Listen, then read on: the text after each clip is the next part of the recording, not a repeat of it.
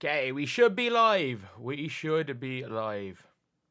We should be live right now. So anyone that's watching this after after the fact, I'm only gonna stream with one light. Which light is better, this one or this one? This one's better today.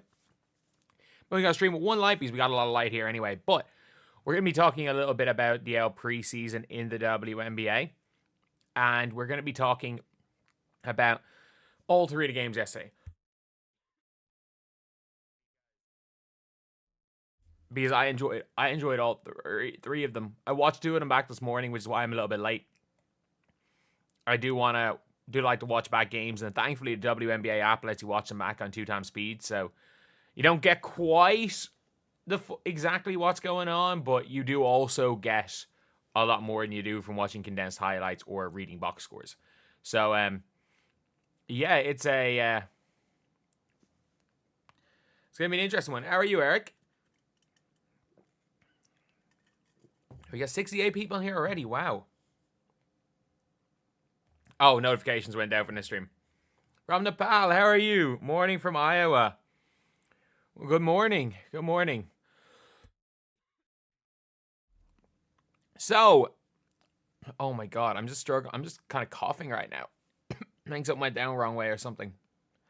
I'm getting a weird breath. I've just been coughing. But, yeah, So last night we watched the game between the Lynx and the Sky. I was going to do a breakdown, but I'm not going to lie, I literally fell asleep in the fourth quarter. I fell asleep in the fourth quarter game. I had good intentions. I had really good intentions for the game. Fell asleep in the fourth quarter because it was like 1:30 in the morning and I was exhausted. And then just could not wait up for the other games. Watched the other two games on 1.5 times speed. It is crazy that you can realistically get through, or was it 2 times? Either 1.5 or 2 times. Whatever the fastest you can put it in on WNBA app is. How are you, Brandon? Horrible shooting in this game. It's preseason. I couldn't care less about horrible shooting. It makes absolutely no difference. But we did learn a few things from this game right here. Most important thing we learned, like I'm going to be talking about a couple of individual things on this stream as well. Like quite a bit of the stream is going to be breaking down the 3 games, things we learned, and I gotta say, I made it through Brazil Sky at 4 in the morning. You guys saw me how much I was struggling through that game. But obviously, the elephant in the room, Nafisa Collier could not hit a shot. Like they weren't even. She was just open. She was being left open as she was missing shots. Like that is like a fact. She was being left open, and she could not hit any shots. Do I read comments on video? Very rarely. Sometimes. But the Lynx were very much just trying to figure things out. I don't know what the Lynx are doing with Anastasia Kosu. Like, why would they bring her over to cut her? Why? Why have they not stashed her? She's 19. Or, well, 20 a couple of weeks ago. She's 20. Why would they bring her over to cut her? It makes no sense. It makes absolutely no sense. For the Lynx, obviously, Fee was horrendous. I thought Alana Smith was pretty good. I think she was the only good starter that looked in any way good. And she was the only starter that had anything that could in any way deal with Camila Cardoso. But, like, Cardoso was just crazy for the Sky. We'll talk about the Sky later. Elisa Peely, she can shoot the ball. She can't do anything else. She can't do anything else. Let's be honest. She can't really do anything else. She's not a very good defender. She was getting absolutely cooked on the perimeter. Like, she's got realistically nothing other than shooting. And for me, if I was the Lynx, because you have to realistically choose between her and Dorka Juhas, you have to cut one of them. And also, Badian's way better. She is way, way, way better.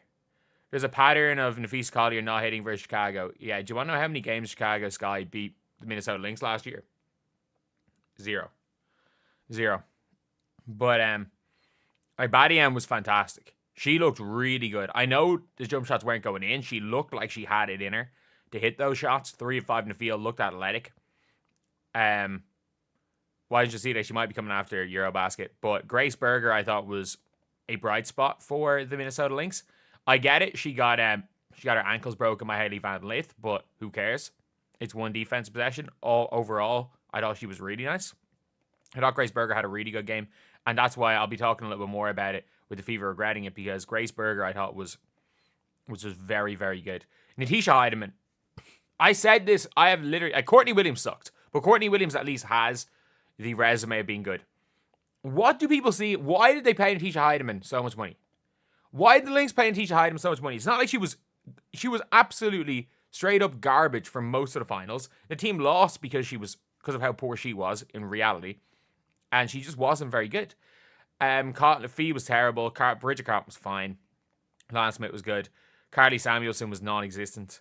Absolutely non-existent. But again, it's preseason, so who cares? However, from the Sky are going to be real dangerous. They're going to be really dangerous. And again, the three-point shooting percentages aren't there, but I trust that Rachel Bannon will hit threes. I trust that Anya Were will shoot 33% from three. I trust that Salute will be okay. I trust that Atkins, Kia Nurse will figure it out and shoot okay. But the Chicago Sky, where Courtney Vandersloot, you can see why they brought in Salute. That pick and roll is going to be deadly. It is going to be absolutely deadly. Like Courtney Vandersloot and Camila Cardoso, that is going to be their offense. That's going to be their offense. It's going to be really solid. And then you've got the ability to ISO with Ariel Atkins. You've got Ariel Atkins who can create for herself in the mid-range, can sometimes hit a three-point shot. Kia Nurse can shoot the three ball. Beck Allen can shoot the three ball. Elizabeth Williams, the best bench big in the WNBA. And if you want to say I'm just hyping her up now, I have literally been saying that the entire year. And the Chicago Sky have depth. Do I think the Chicago Sky are going to be that good? No. I think they're going to be somewhere around... The highest I think they'll be is 8th. The lowest I think they'll be is 10th. Or is maybe 7th to 11th, maybe 7th to 10th. 7th to 10th will be the lowest they will be. And this version of Angel Reese is going to be good. And again, look, did she shoot well? No. She shot a 3, which I didn't mind. But she literally, her layups... I don't know, it's really weird. When Angel Reese is going downhill and kind of spinning. Like, Angel Reese is better at shooting spin layups and, like, falling away than she is on, like, attacking somebody. Anytime there's contact, she's finishing through somebody. Like, she struggles. But that spin layup she made was really nice. Like, she went coast to coast a couple of times, put her head down and went to the basket. And I don't mind that. Like, if that's what Angel Reese's offense is going to be, it's fine. She's going to shoot in and around 45% on that. It is the Angel Reese post touches that were dumb last year. I'm fine with her hunting mismatches. I'm fine with her playing transition, and that's perfect. And it means that you've got an actual offensive hierarchy. You've got Salute and Cardoso PNR. People are saying plus minus 6. Yeah, that doesn't matter at the end of the day. The best player on the floor was Camila Cardoso, and she had a plus minus of 0. I can read the box score too. But the pick and roll with Cardoso and Salute was absolutely deadly because they had to put so much pressure on Cardoso. It gets Salute wide open quite a bit. And the fact is, again, they're very much half-court offensive options was the P&R, then you've got shooters, then you've got the isolation for Atkins, and then when it all comes to it, it kind of falls back on Angel, which allows Angel to focus on her defense. It allows Angel to play in transition, do what she's good at, use her speed. She still came out with 8 rebounds in 18 minutes, which is impressive. And then you have to take into account as well that if you're Angel Reese, you're going to be playing maybe 28, 29 minutes this year instead of 35 minutes, so she can play even harder, which is going to be more effective for the team. Because, again, like Beck Allen, Elizabeth Williams, and Anya Were is as good depth. Look, I don't think the Sky have a good enough starting 5 to compete with the top teams of the WNBA. I genuinely do not think, I don't think they're going to be great. But I think they're going to win a few good games because they are just tough on the inside. And their depth is crazy. Their depth is absolutely crazy. And another player I want to talk about, Hailey Van Lith is there. Hailey Van Lith, yeah, she's going to be a player. She's going to be here for a while. When it comes to the last spot in the team, one of these 4, I would assume it's going to go to Maddie Westbells. But just because the the contract works out well. But the Sky do have depth. I have to say, the Sky have depth because I know Mariah Jefferson didn't play. Hailey Van Lith is better than Mariah Jefferson. She can her ability to create space is still there, and her ability to pass out of creating space is there. And that is a thing that people don't realize. That Hailey Van Lith, she has one flaw right now. A lot of people are like, oh, she's too small, she's bad in defense. She looks fine defensively. She's not a great defender. She's a fine defender. Like, she got cooked by Caitlin Clark in college, but who didn't? Who didn't get cooked by Caitlin Clark in college? But she actually has that ability to create space and play make a bit. The only problem is she really over dribbles. She really, really over dribbles. That is the one flaw. Hailey Van Lith was cooking Grace Berger. Like, Grace Berger played well on defense. Hailey Van Lith just turned her once. And if we're judging defensive players by lowlights, then you better believe some of the best defenders in the world are bad. But no, like, for the Chicago Sky, I would be very, very confident coming into this season. Not that you're going to win anything, but I'd be confident to make the playoffs. Because this team has the depth. It doesn't have the starting five to compete, but it has the depth over a 44-game regular season to be very competitive. Very, very competitive. And this is with Ariel Atkins kind of going through the motions at the minute as well. Because it is preseason. But like that Sloop Cardoso pick and roll, yeah, it could very much work. It could very, very much work well.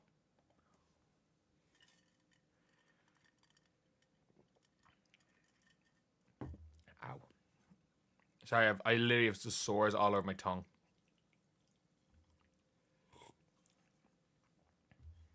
The Liberty and the Aces remain the same. The Aces have like three players are the same. What are you talking about?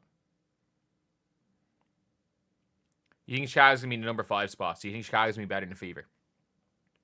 If you actually believe that, because it's extremely unlikely based on odds. If you actually believe that, put money on it. If you actually think that crazy a take, Wild anyone thinks the Aces didn't improve. They didn't. It literally just depends on how good Chelsea Gray was. Angel played great in Unrivaled. I agree. I just don't care about Unrivaled. Like, unless you believe Chelsea Gray is back to being a top 7 player in the WNBA, the Aces aren't doing anything. Like, you're acting like Jewel Lloyd wasn't great. You're acting like, I know they weren't going that hard, but you're acting like the starters didn't get cooked by the Mercury's bench yesterday. But yeah.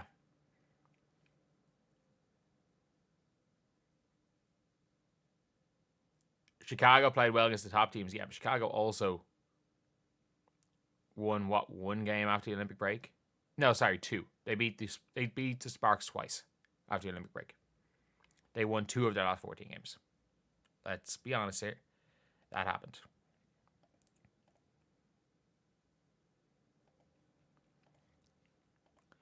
But in this game right here, the Sparks versus the Golden State Valkyries, this was a game where, when it came to the Sparks, Rickea Jackson started off well. Rickea Jackson's looking to shoot that 3 ball. Like, I know she shot the 3 ball at a good percentage yesterday, but I mean, it wasn't like she was doing anything like crazy. She wasn't shooting at a high volume. But Chicago 6, I could maybe see if the Storm implode. But Rickea Jackson, or say the Mercury implode, Rickea Jackson, Diarca Hamby, they looked good. When the Storm went out with their top team, they looked good.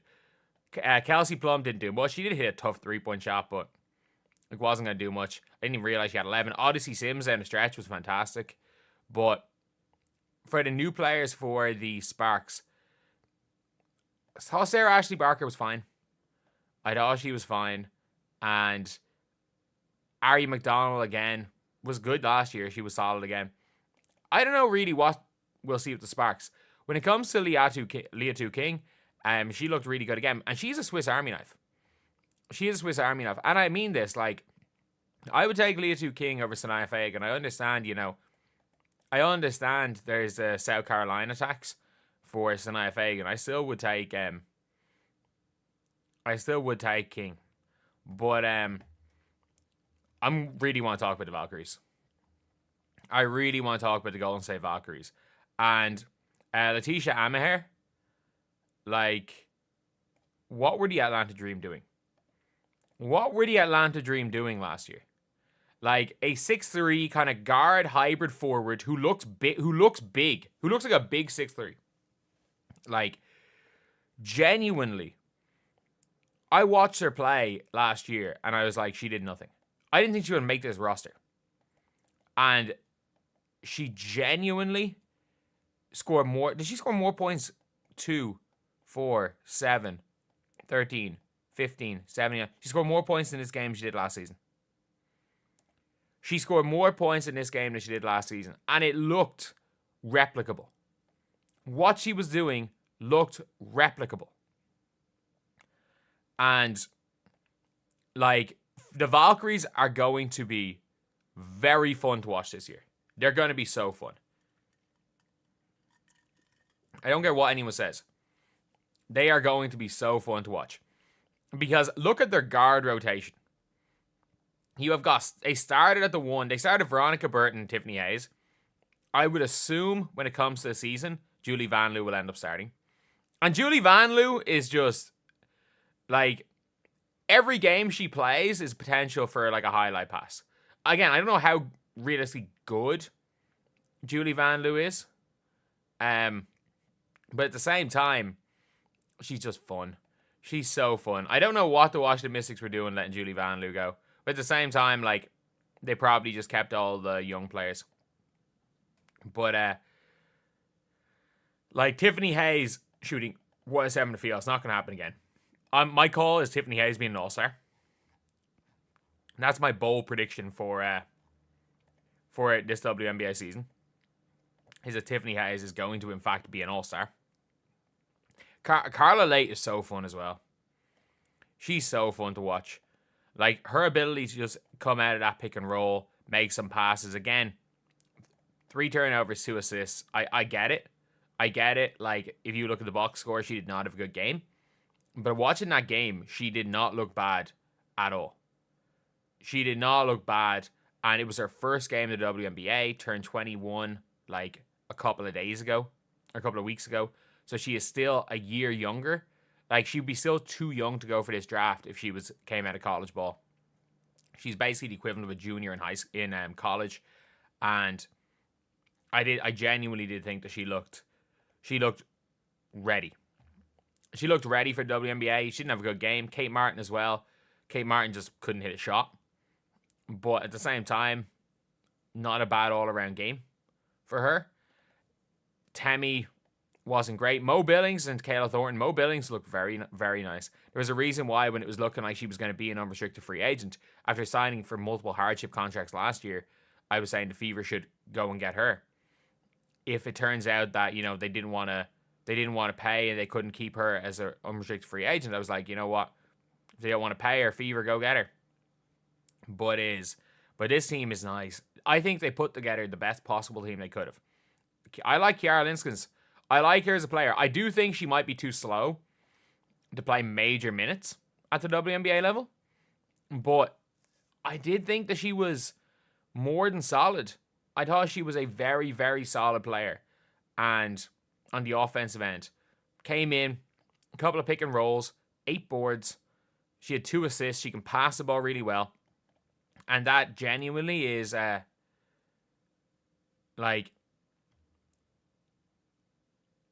is one of those things where it's like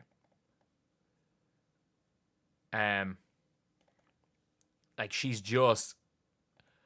is a center that will fit any sort of a modern system, which is perfect, which is exactly what the team needs. So whatever with the Sparks, I'm not judging the Sparks in the preseason.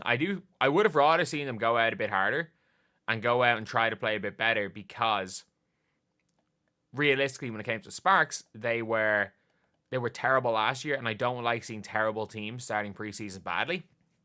And the only positive is that maybe like Sarah Ashley Barker looked okay for the Sparks. Rakia looked good. Rakia looked like her being one of the favorites most improved player could be legit. Rakia could ascend to All-Stars territory. But I was mostly impressed with the Valkyries. I was impressed with their energy. I think their crowd is going to be a big factor in games this year. The crowd is absolutely crazy. And if we're being completely honest, I think that it's going to be I think there's going to be games that the Valkyries win they shouldn't. I still think they're going to be one of the worst two teams in the WNBA. And they're either going to be the worst or the second worst team in the WNBA. However, there are going to be a lot of games that the Valkyries probably shouldn't win. And they're just going to win purely because of that crowd, the energy. They've got depth. They have a weird amount of depth. They have a really, really weird amount of depth. And the fact their Jusei Jacite is probably not coming over till minimum till after Eurobasket, but probably not coming over till next year. Janelle Salone is going to be in that rotation. And if this is replicable from Amaher, they're going to be okay. They're going to be okay. And again, predicting them to end up as a bottom seed is safe. However, I think with that crowd, I think with the fact that the Valkyries are trying to win, I don't think that we're going to be seeing the team tank. And I don't think they're going to finish last because there are going to be teams literally trying to lose. There are going to be teams trying to lose when things don't work out. And yeah, I think they'll be okay. Jacite should have hooked up with US School. Why? So she would play 4 years in college, make no NIL money, and then get drafted in probably the same spot, or go to the WNBA, be still able to play pro overseas, make hundreds of thousands of dollars every year, and be still able to play for a national team. If you go to US for college, you can't play for your national team. You can't make any money. Why would anyone? That's the dumbest thing in the world. If anything, more US. And the problem is that it's not about college. If you are US born, you have to go through the collegiate system. By the way, if you were allowed, if it was only once you went to college, it was 22. You would be seeing high school American players going off and playing overseas for a year and then going to the WNBA. That would be a thing.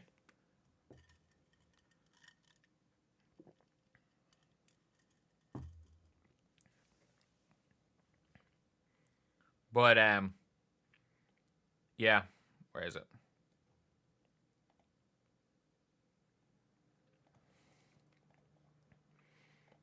The Mercury and the Aces game was mental. It was absolutely mental. And Deja Kelly has just guaranteed her spot in the roster. Like, what? I feel so bad for Kirsten Bell. She didn't give herself a guaranteed contract, but she is one of the worst players in the WNBA. Why she has a guaranteed contract, I don't know. I absolutely don't know. Saying the Aces beat the Mercury with the bench when Catherine Westbeld was the top scorer for the Mercury. Yeah, I don't think the Mercury did not play with their bench, did not play their starters either. The Aces played their starters a lot more than the Mercury did. But the Aces, again, AJ Wilson was going through the motions. AJ Wilson could not give a damn about preseason. I'm not going to lie. She could not give a damn about preseason. And Jackie Young again came up with, she killed the wings. Kia Stokes scored a layup, I guess. Jewel Lloyd. Again, Jewel Lloyd actually hit her shots. I have to say. Jewel Lloyd, where, she did hit her shots. She hit some big shots down the stretch, but this game realistically came down to bench v bench. Aaliyah Nye hit a shot at the end of the game, but Aaliyah Nye is going to make this team. Aaliyah Nye is going to be in the rotation. She was the best shooter in the draft, arguably, outside of maybe Paige, and she's just going to play off ball and hit threes. Genuinely, I wouldn't be that surprised to see there being certain. I was about to say there being times where AJ moves to the 5. They don't have a power forward in their bench. Tiffany Mitchell was okay. Harmony Turner hit a couple of shots, but why were people trying to say Liz Kitley was some superstar? I'm sorry. I said this during the year. I literally was like, Liz Kitley is just a player. Everyone was talking about, Liz Kitley's going to change everything for the Aces. And I'm like, she is fine. She is fine. Like, she's not very good. She's not going to mean anything to this team. And they're going to have to play her a lot. Because they don't have any backup bigs. Like, Queen Egbo's not really playing at all. Like, I get it. Did she block 2 shots? She got a huge block at one stage. But, like, I don't even know if I would keep Liz Kitley if I was the Aces. The only reason I would is because Gian Parker-Tyus and Meg Gustafson are both out. Becky's sticking with Liz. I just don't know if she's good enough. Like, people were telling me she was going to be a top 3 pick last year. And then she tore her ACL and went to like 24. And I'm like, you don't fall from top 3 to 24 from an ACL tear. You don't. Especially when people were drafting people high that aren't coming over. But for the Phoenix Mercury, I don't hate this team. I don't hate this team. Video on Jacite. I want to see how she gets on this year, to be honest. I'll probably do a bunch of stuff on her in Eurobasket. But I'm not staying to watch the Mystics and Dream game. I'll probably do a little bit of covering, and then I'll probably hop off and watch the game from the first quarter. But like, Heel came on, hit a couple of shots. Celeste Taylor, I assume she makes a roster. Whoever was predicting Celeste Taylor to start, like, that was crazy. Like, was ESPN said that? ESPN literally are we're talking about how Celeste Taylor is going to be a starter. Not a chance. However, I didn't realize how good Maddie Westbelt's sister was. Like, she looked really good. Like, I haven't heard of her, to be honest, since Notre Dame. Where has she been playing? She played in Hungary this year. She played in Hungary. So it's not like she was playing in any of the top leagues either.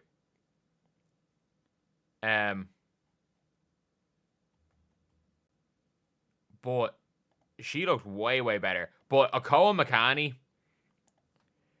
yeah, she might be in the Rookie of the Year conversation. And only a few months older than Paige Bueckers, so they can shut up about 2 months older than Georgia Amor. So they can shut up about saying she's not a rookie when she is in that conversation. But if she's going to be starting for this Mercury team, playing kind of on the ball, off the ball with Alyssa Thomas, she only had 5 points, plus a plus 13. She was genuinely looked good, and she looked ready straight away. And she was coming off a unbelievable year for in the French league. She's obviously plays for Cameroon, has been fantastic for the Cameroon national team. But she very, very much like in the playoffs again, she had 22 points. Was it the playoffs? Was it the final of the playoffs, or did they lose? But either way, she had 22 points in their last playoff game in the French league. She was fantastic. Sammy Wickham didn't do much.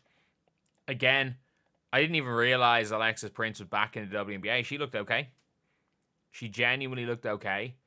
But the Mercury might surprise a few people. Like, I watched their game, and in the first quarter alone, they ran 4 different presses.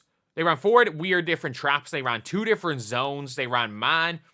They started going man in certain possessions. I've never seen a team. I've always said this. I've said this for the last year.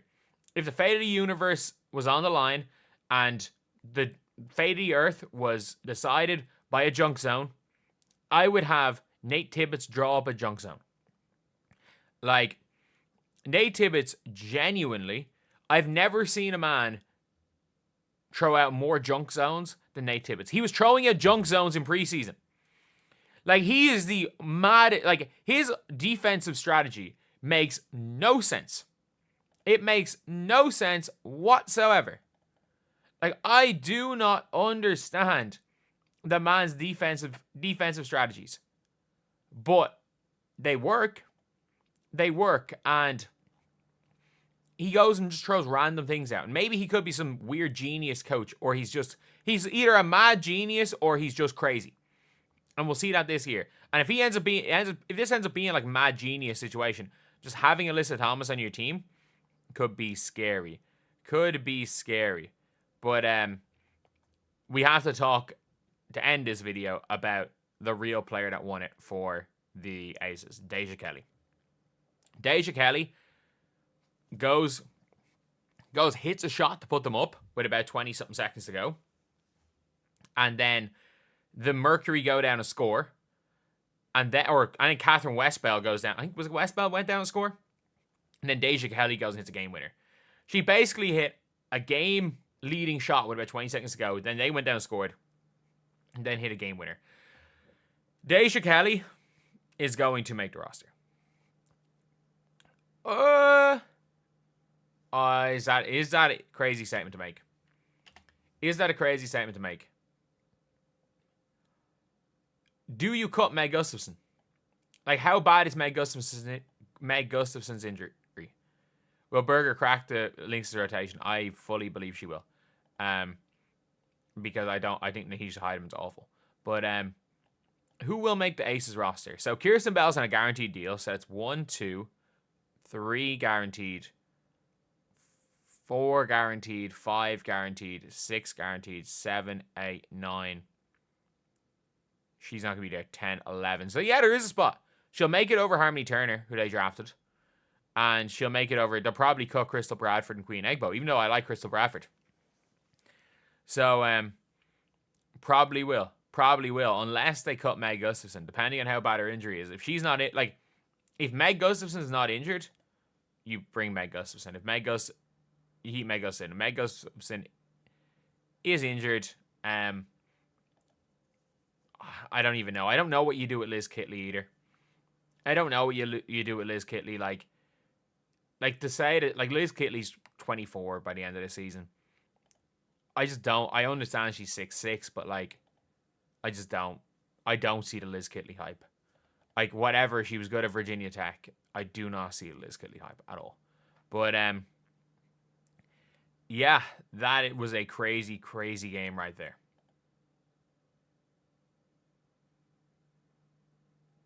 How the league handles the play. What do you know about how the league handles it? It was a flagrant foul, and the referees called it a flagrant foul. What do you want? What more do you want? Do you want them to arrest her?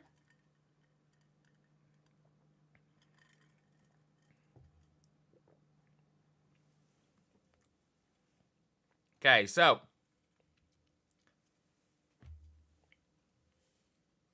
I am going to be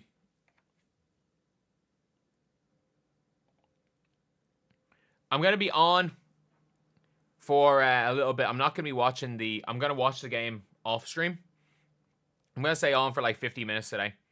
So I'm going to be on another 20 minutes. I'm going to be going over the top 25 players. But is there anything else I want to cover before that? Oh yeah. I do want to cover something. She was AP Player of the Year. Liz Kitley. Okay, I don't care. Like, I really don't. And no, she wasn't. She was a second-team All-American.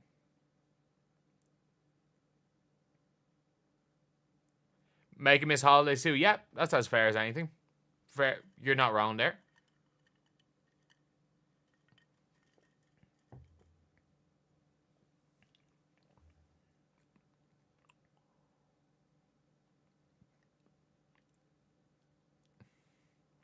But Bluder's teams didn't do well in March Madness. I mean, she got to 2 finals, so she got to 2 finals with 1 5-star recruit, so that's not bad at all. I'm lost. To be fair, actually, I don't even know how many recruits at 5 stars LSU had. They beat the best team in the nation and then lost to the second best team, or then lost to a team that they could have beaten. In fairness, LSU were just better on the day. No ifs, ands, or buts about that. LSU were better on the day. But that is a Reddit thing. But we're gonna talk about Sedona Prince. So thank God we don't have to watch Sedona Prince.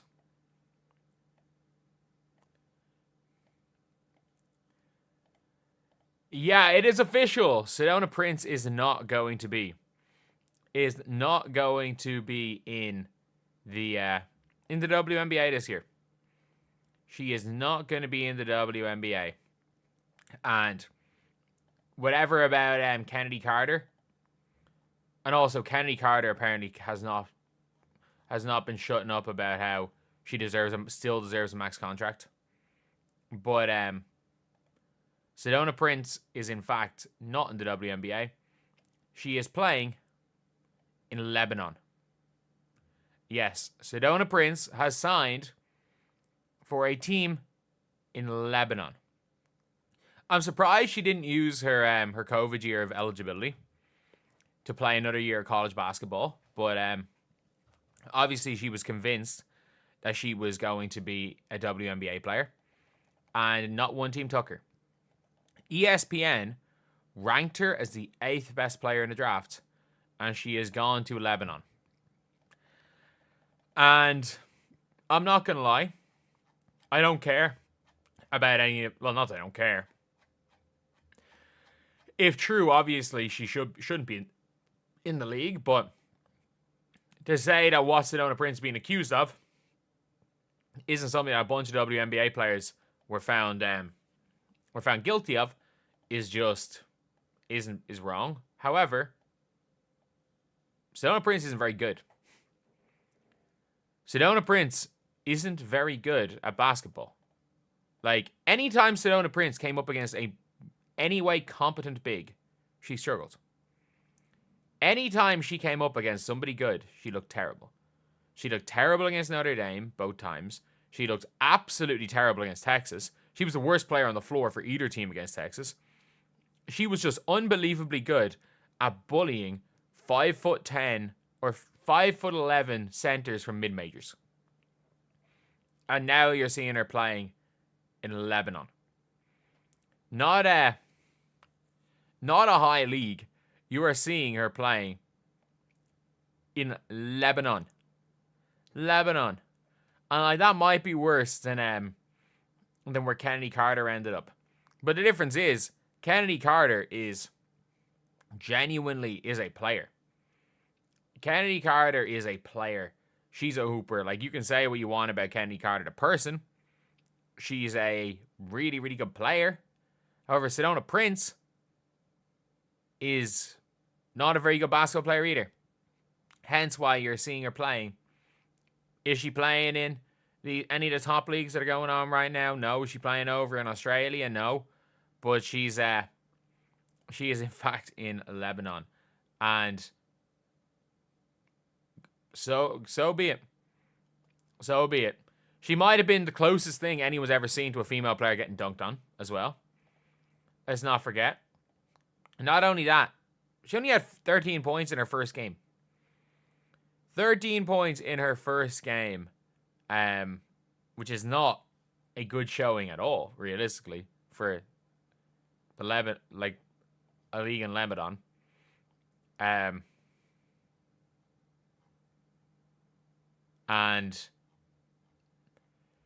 yeah, makes perfect sense why she's playing in that type of league, because she's just not good. She's just not good enough to be in the WNBA. And I hated all the whole, like, the amount of people that were like pushing for Sedona Prince to be drafted in the first round. Sedona Prince was 25 years old, and not only was she a 25-year-old beating down 18-year-olds, she was a 25-year-old who couldn't get the better of good 18-year-olds. Like, I genuinely don't understand why there was so much hype around Sedona Prince. Because it's not like when she went to TCU, but it's not like the best she did in Oregon was 10 points per game.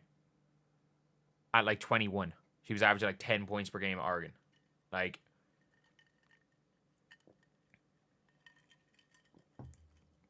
it is what it is. It is what it is. And it's just, honestly, I'm not going to say what she deserves, but what she deserves basketball-wise, yeah. Saying Sedona Prince not WNBA material, but Caitlin Chen is not making that roster. That's cute. That's cute. Do you think Caitlin Chen has even the slightest chance of making the roster? It's cute. Short YouTube guy making basketball takes. I mean, in fairness, compared to Sedona Prince, I am, but compared to the average, since when is 6'2" short? Since when is 6'2" short? But Chen could make the roster. Chen is not making the roster. Chen is not making the Valkyries roster. But yeah, it is crazy though. Again, the amount of people that are overhyping just anything. They're overhyping the size. They're overhyping college ball. They're overhyping. Like, we saw what Hailey Van Lith did when the going got tough for TCU. Hailey Van Lith was the one who stepped up. Hailey Van Lith was the one who was able to create anything when the going got tough. When the going got tough for TCU, Sedona Prince was barely good enough to be on the floor. And that is that's the biggest thing about it. Is like, it's not even a situation. You can see when the players that are going to be able to make the step up. Like, even like a JJ Quinterly. Like, she was the player that pushed as hard as she could for West Virginia to win those games. You knew she'd be able to figure it out. Sedona Prince in big games was struggling. Grease Burger be ballin'. I also shout out to Bobby Frank, and if you've heard the L's Caitlin Clark song, gotta love it. Like how I don't overhype Grace. I'm buy Grace Burger stock now. For any of you guys in this live stream right now, buy your Grace Burger stock now, because when Grace Burger comes in for Natisha Hyden as the backup point guard for the Lynx and is lifting the trophy at the end of the year, as a 6 point per game scorer, you can say I told you so. Buy your Grace Burger stock now. But do you want to know who you don't buy stock on? The Lebanese Basketball League player Sedona Prince, because she's never going to get a chance. Just being 6'7" is not enough. We saw how bad Sedona Prince. We saw how bad Tiara McCowan was. Tiara McCowan is 10 times the player that Sedona Prince is. 10 times the player. That's all I'm going to say. She is so much better, and it's not even funny how much better Tiara McCowan is than Sedona Prince. And still, Tiara McCowan, people are calling for them to try trade or cut Tiara McCowan. So yeah, that is it. Playing in Lebanon. My height doesn't make up for my poor judgment. Hey. There's not one player. You will never find a player who shot a better percentage in pro basketball, 3-point percentage in pro basketball than me. Or is that wider fever grading, cutting Grace Burger? But you better believe nobody, unless it is literally impossible for anyone to have a better pro 3-point percentage than me. 101, baby. 101. I was 18, so I played a couple of minutes. Wasn't I hyping up Malonga for size? Malonga can shoot the 3-ball dunk. She can hardly put her right foot in front of her left foot. She got dunked on. Let's not forget, she got dunked on. Sedona couldn't get a Euro contract. What European league is on right now?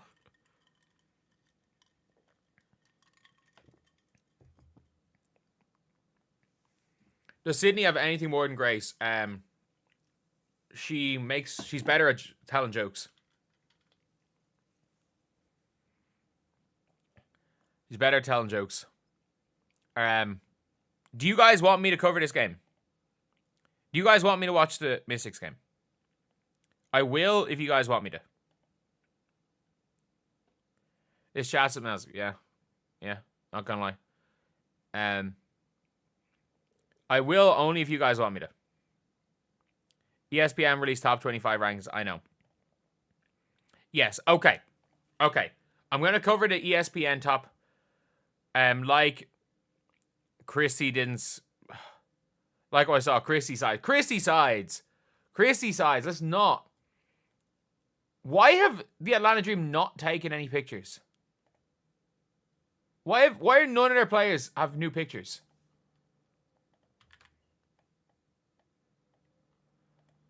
Okay.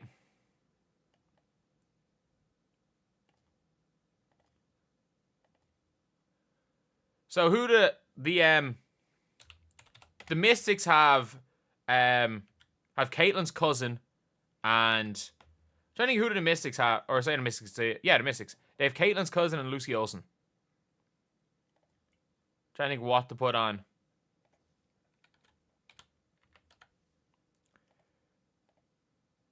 Who to put on the thumbnail? I'll probably put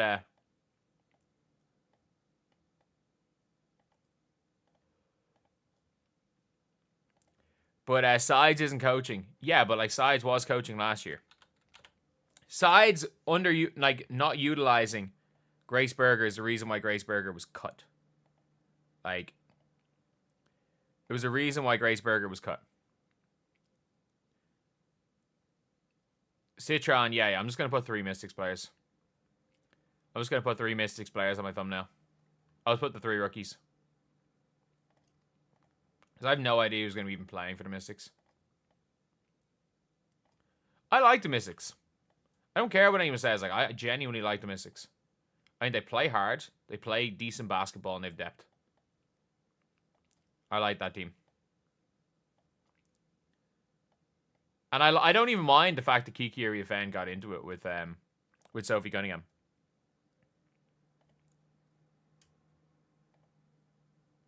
Okay, cool. At halftime, we'll go over the top 25 players. At halftime, we will go over the top 25 players, and I'll upload that just after halftime.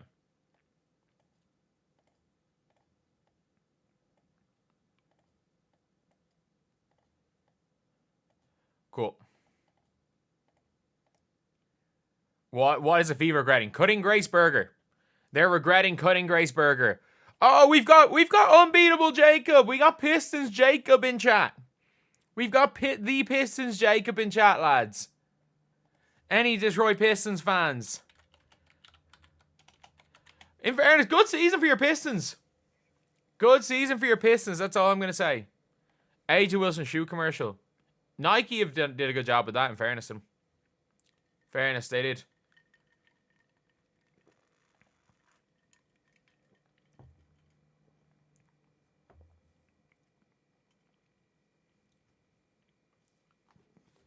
Who predicted Fever to win the championship? I have Fever as my 3rd team.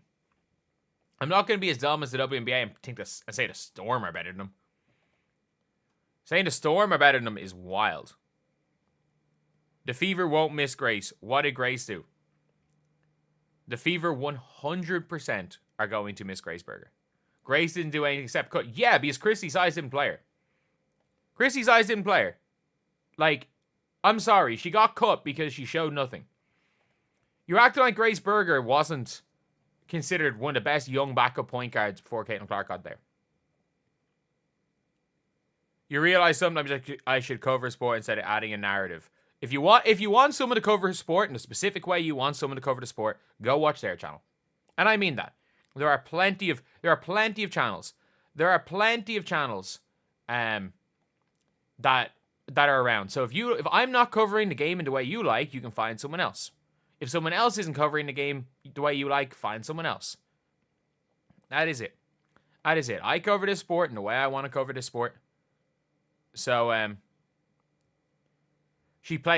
Grace Berger played 0 minutes last year. How dumb are you? Like, I'm going to show you guys Grace Berger's minutes last year.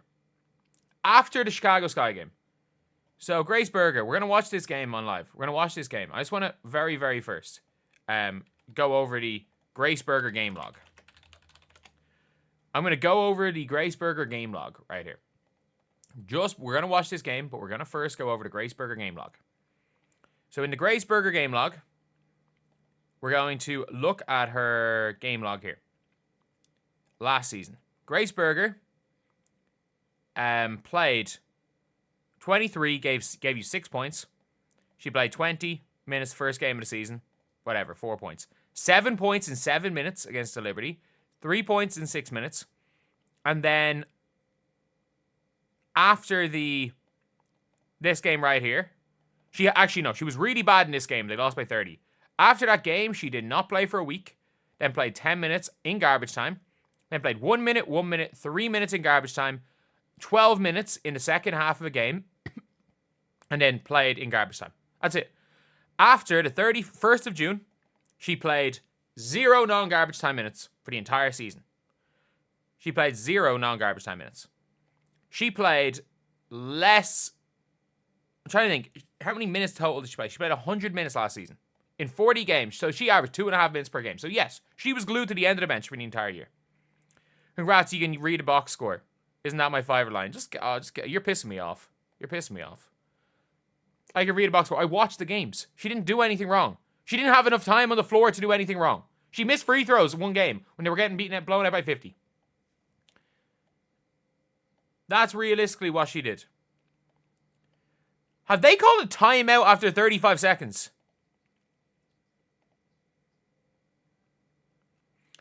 Atlanta called a timeout after 35 seconds. And Brittany Griner hits a 3 to start the game. What are we doing? What are we watching? Cheryl Reeve will trust Grace Berger more than we saw.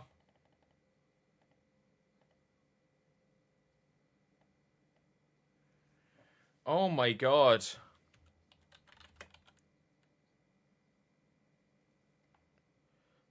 Oh my god, my internet is just...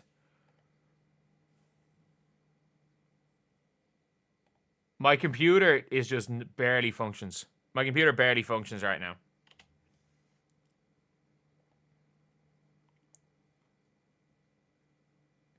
I definitely don't watch games. I can guarantee you I watch more of these games than you do. If I didn't watch games, I watch way more games than you do.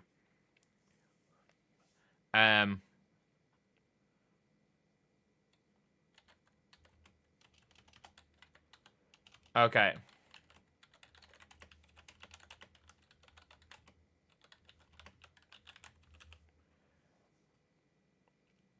So yeah, we're going to be watching the Mystics game. I'm just going to change my thumbnail and change my title.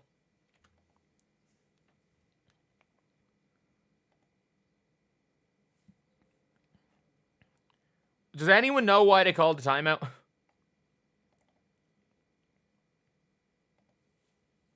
Does anyone know why they called the timeout? Jordan Canada got hurt? Oh no.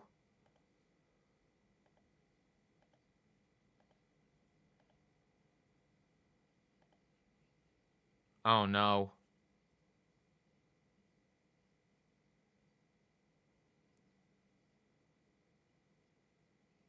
Oh no, I'm trying to look at it, what happened. Oh, that's an ACL.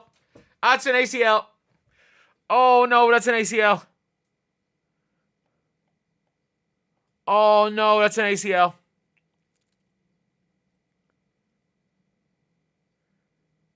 That's an ACL.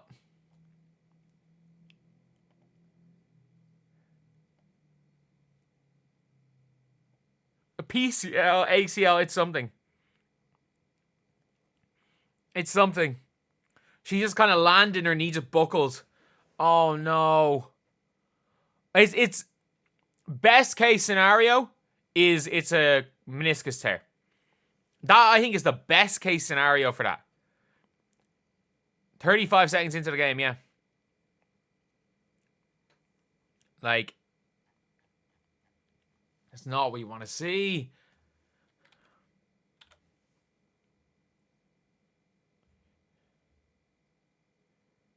Oh my god.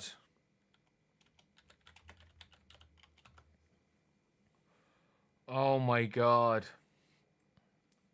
Good aggressive take by Citron.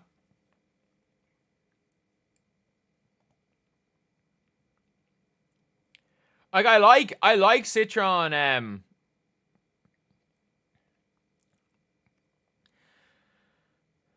Oh, the Dream are done if she's hurt. Because they can't... Big shot by Sykes. They can't do anything with her salary.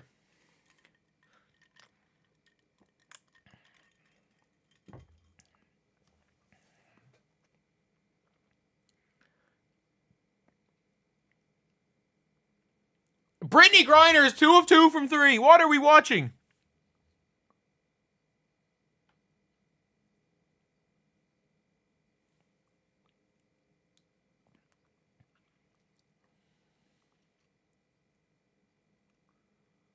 If Brittany Griner, I'm just saying. Oh, geez, Jay Melbourne's struggling a bit here. Great defense. Oh, wow. The double big might be tough. The double big might be tough. Is there more injuries this year? I don't know. I didn't really start watching the league a lot until about 4 or 5 games in last year, to be honest. Jesus Christ, the Mystics don't look good.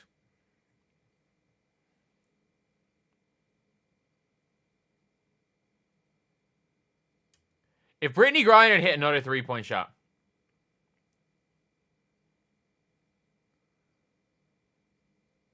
Oh my God. Maybe Unrivaled is a development league. Yeah. Yeah. Oh my God. Who do you reckon makes the roster? It's probably between Sellers and Pow Pow for a spot. Who do you reckon? Which of these two do you reckon makes it? Atlanta looking pretty good already. Brittany Griner's 2 for 2 from 3. Like, we can be honest. Like, that is not something that we'll see every single day. We're not going to be out here watching Brittany Griner shoot 100% from 3.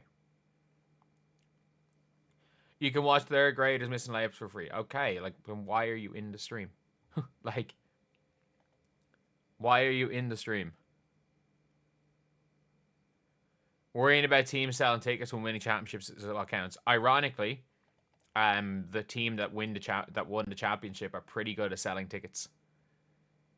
The team that won the championship, the Liberty, are pretty good at selling tickets. You know, it's a kind of...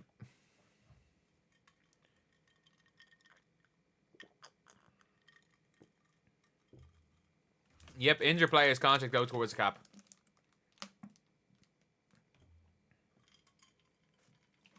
Carl Semesco having Brittany Griner launching from 3. Like, that's scary. They're going to actually be scary with that. I think there are 5 to 7 teams to turn a profit.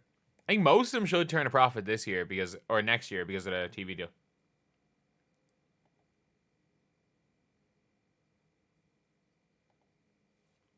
Oh my God.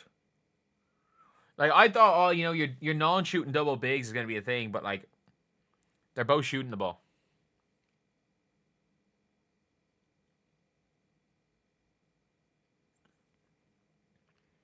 So, Kiki in at first off the bench. Good screen. Good. Really good cut by Citron. Didn't work out. Okay. Won't Celtics at spot over Pow Pow since she's more of a point guy, especially if they lose Jordan. Yeah. But, like, also her knee is gone.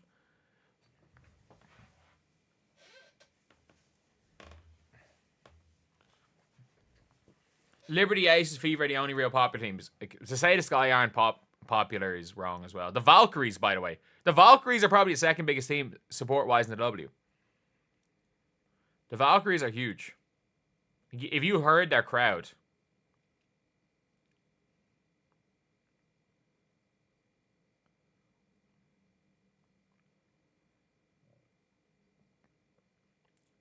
I stand by this as well. Give me OLSEN over Sutton. Give me OLSEN over Sutton as she turns the ball over. Give me OLSEN over Sutton any day. That is 100% a foul by Citron.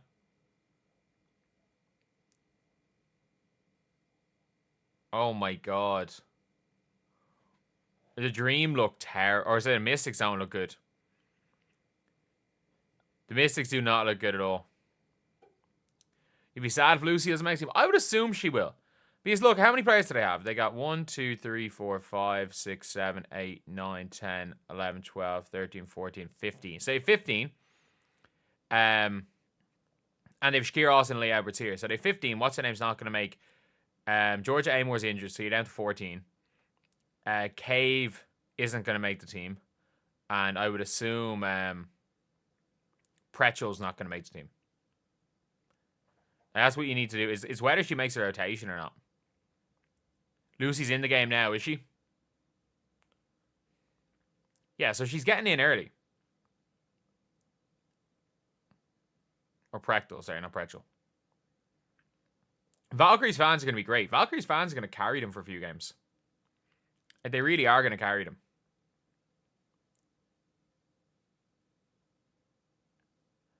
Like, I don't think people realize how much fans can carry in sports. Oh my god.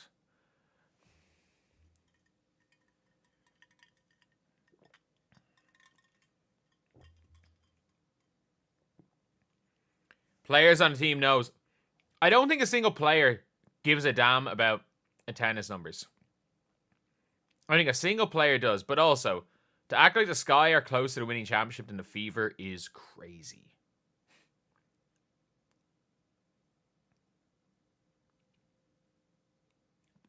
I have no idea. I haven't seen enough from the Mystics coach. I thought Eric Tebow was okay last year. I don't know. Like, I know he walked, but like, I don't think Eric Tebow was a bad coach.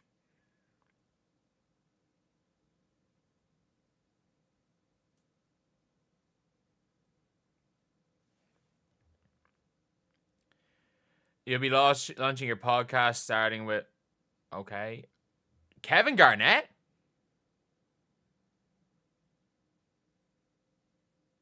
Did you say Kevin Garnett? Who? Who is this in chat? Lucy Olsen, though? Lucy Olsen? Let's have Lucy Olsen in there.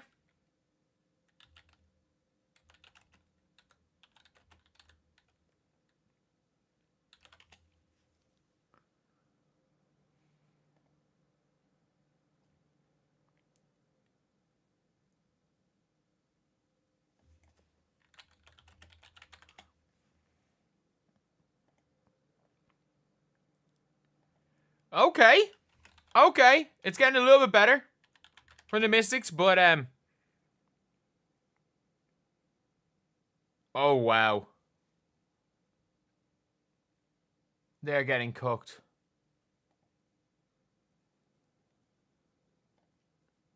Yeah, I don't really watch much sports media, so I have no idea what anything is, to be honest. Oh wow. Kiki's struggling. I have to say, Atlanta are really going out hard, but they just look so much better. Carl Smesko system. Carl Smesko.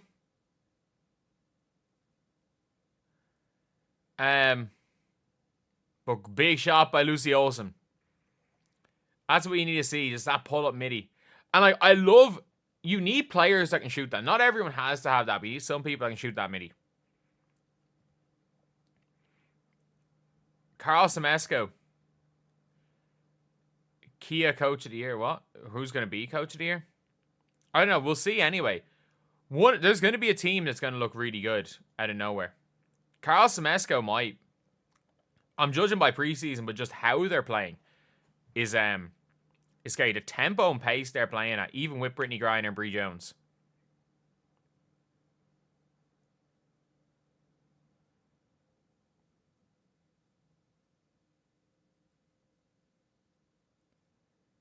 But appreciate the offer, but honestly, like if my health, I'm not gonna be going overseas unless, oh my god, the Dream are killing them. They are killing them. Oh my god.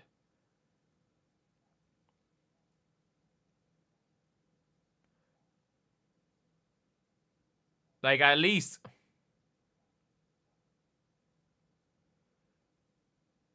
Oh my god, they can't do anything. Oh, come on, Prechtel. Good job by... Oh my god.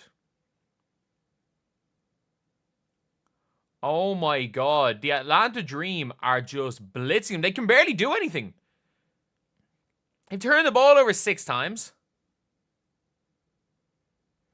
Shug Sutton has has almost as many turnovers as the team has made field goals. They are like they're like half-court pressing hard. Olsen for 3. Okay. At least they got a shot up and it wasn't a turnover.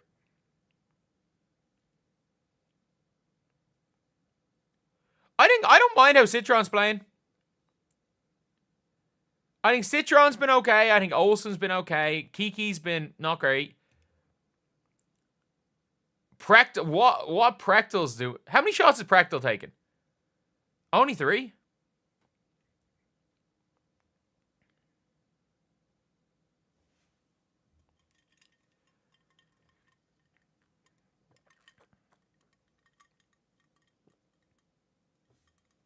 Wow.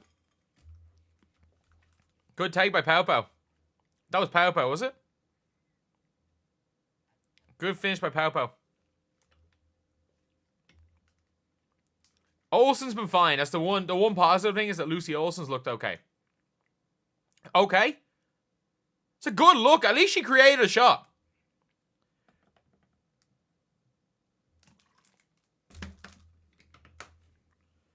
Like,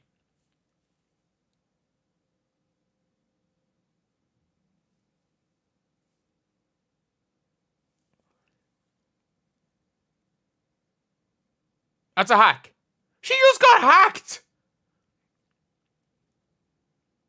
Lucy Olsen just got hit in the head there.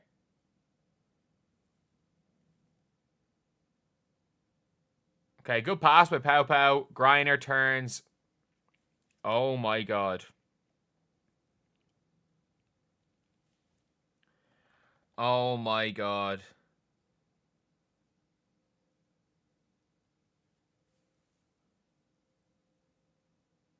Yeah, Pau Pau's look good here. Good cut, Olsen. Oh. Okay, good. Good. Look, the rookies have been the best thing for Washington.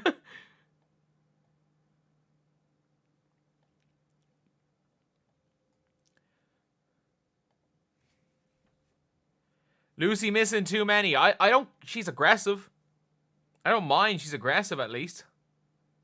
You're not seeing much in this team. But Citron's been the best player on the floor for Washington.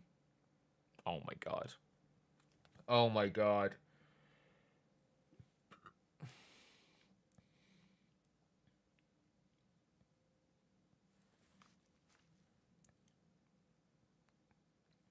At least Shug Sutton's finally scored.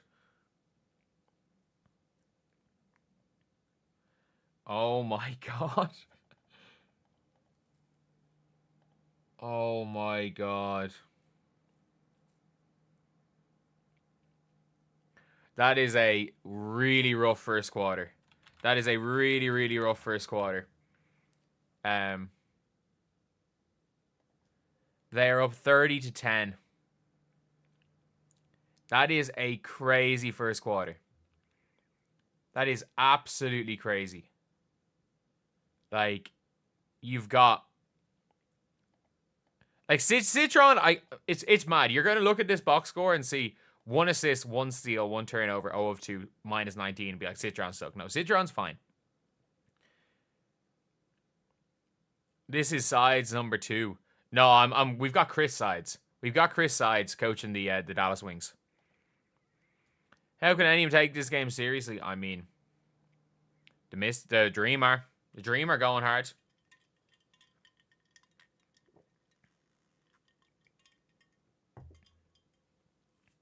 And the Dreamer going super hard here. Like, Brittany Griner has 10 points in the first quarter. It is...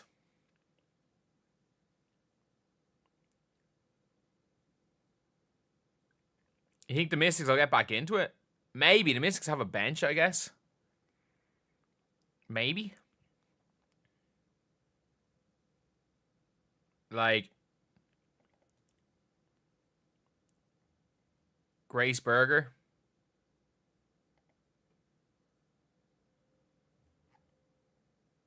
Grace Berger's good. Grace Berger's good.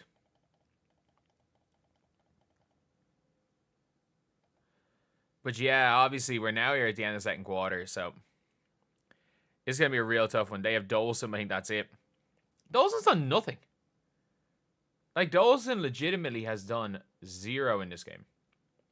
Maybe even -0, if that's even if less than 0. Like, what does Dolson have in this game? 0 points. Mystics missing leadership. I mean, they're gonna get Leah Edwards. They're gonna get Shakira Austin back. I wouldn't use that as the excuse.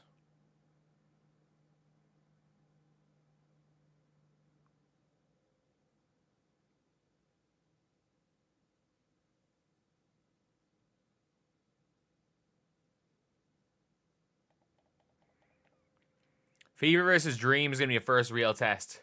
The Fever and the Sky aren't bad. That's going to be a test as well.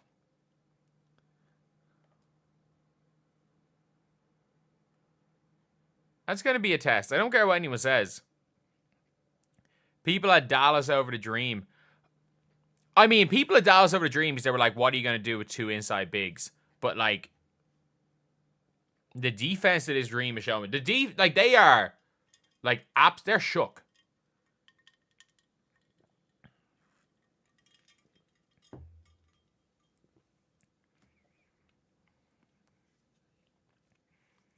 I mean, the Fever look like a totally different team as well.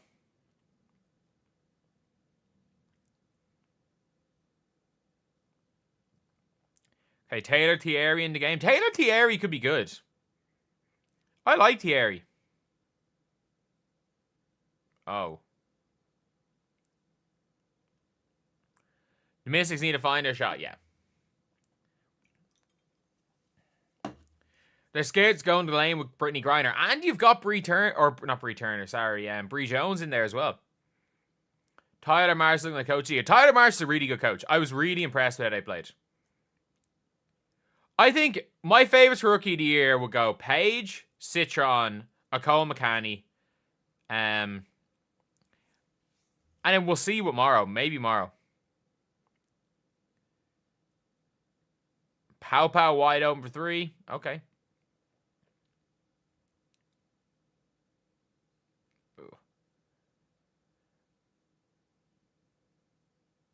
How?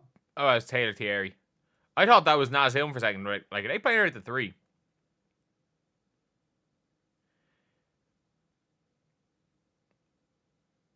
Anissa Morrow wouldn't be good. Like, they said the same about Angel last year. Okay, Jade Melbourne with the tough finish. Okay. The Fever don't win the championship because it would be... Imagine if Grace Berger is like...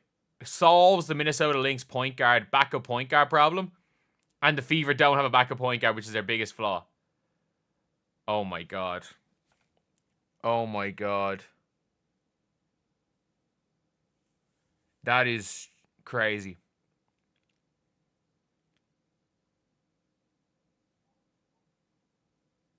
Oh wow, Angsler. Paupas look good here. Like, she's actually playing the point, and a lot of people thought she wasn't a true point guard. She's actually playing the 1, which she didn't really do at in South Carolina.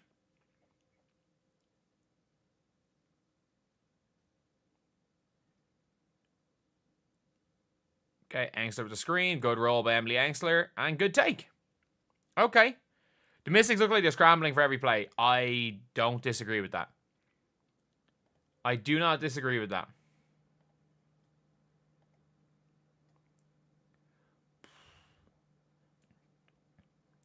Oh, wow. Like, this is, in fairness, like, you can't question the Mystics' effort. If Cannon is out, she might have to play point guard. She might start at the point. I prefer Walker Kimbrough as a bench player. Like, it's between her and Sellers. Like, her and Sellers might share the point guard duty because the Atlanta Dream don't have another point guard.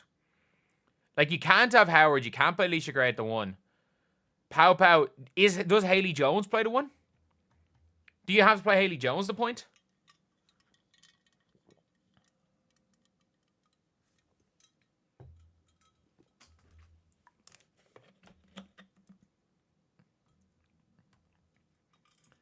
Who's going number 1 next year? I have a weird feeling that most of the best college players aren't going to be seniors, so we're going to see Awafam go number 1.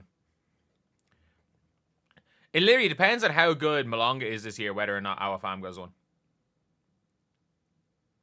I coached against Awafam's brother, actually. Did I play? I never played against her brother. I'm trying to think, did I play against him? I don't think I played against her brother. But a lot of people that I would know would have played against her brother. Pow Pow's been fantastic. Pow Pow's been fantastic. Flaujae, I think Awafam's going to go 1. Awafam's like 6'5", 7 foot wingspan and just is so polished inside. Flaujae could go number 1. Olivia Ma's not going to go number 1. I would be shocked if I see that. I would be shocked if Olivia Ma. I can see Tanaya Latson falling out of that top 3-4. It depends on what team, because like Lauren Betts is 6'7". I understand that, but it literally just depends on the team. The Dream got fantastic value with that pick. I agree with that. Surprised the Sparks didn't take Pow Pow. Where? Like Ashley Barker is a better fit for them. AZ4 will not go number 1.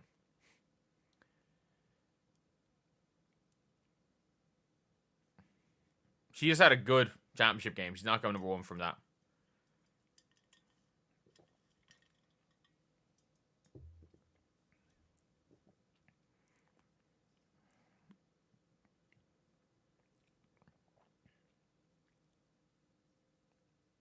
Why did you just type something in Irish into Google Translate?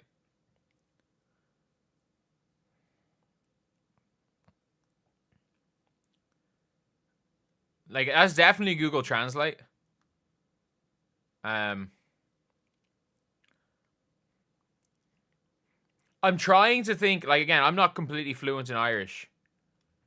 I'm guessing you're asking me, I'm guessing you're saying you think something along the lines of, you think the Liberty are going to be great because of Johannes. Maybe? Or is the Liberty bench is great? I don't know. I have no idea. No, Sheelam's a verb. Is Gomeg. I think the Liberty will be great. Margiela Johannes. Because of Johannes? Is that it? Is that it? Like, I haven't read or spoken Irish in a decade. The Liberty are a super team. Yes. Yes, the Liberty are a super team.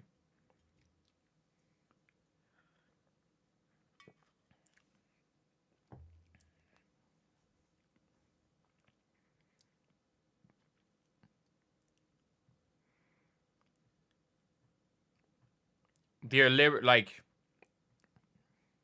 Doreen was late. You talking about the Valkyries yesterday? Liberty don't have Lainey Hamilton, yeah. Liberty don't have Lainey Hamilton. Yeah, I don't know if I'm going to be able to, again, go to any games this year. And that is just a big problem because obviously, like, I have to do this a lot, but I'm going to be spending quite a lot of the summer in London. I've got to be in London for work quite a bit. And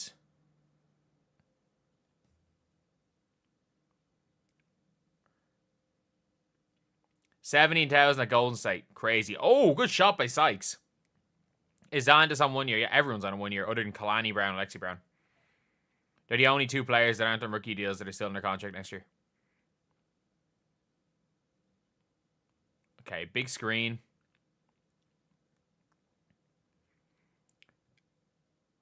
They really do look for that 3 ball. How did the refs miss that?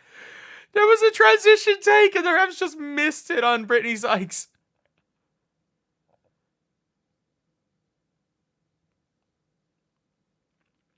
Sykes is gonna have an all-star breakout season, no doubt about that. When are so what games are next? There's no games till Friday. Oh wow.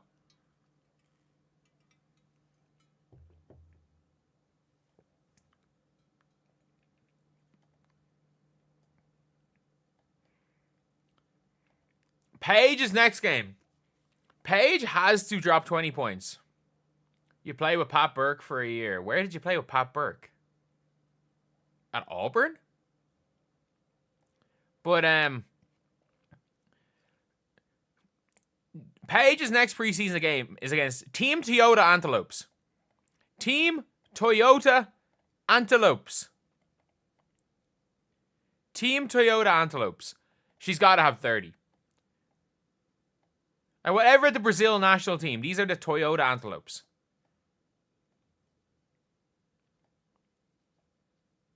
$7 p.m. on Friday.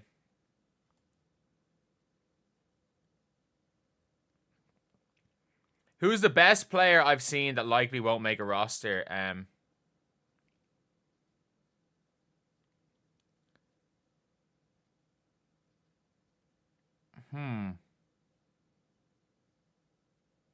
I'm trying to think. Who's the best player that won't make a roster? Bree Hall might have been an obvious one. Who's going to get cut?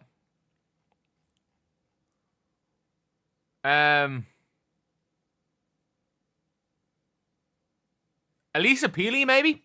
Elisa Peely might not make a roster. Like, I would say Cheyenne Seller, or not Cheyenne Seller, sorry. I would say, oh my god, I blanked on her name.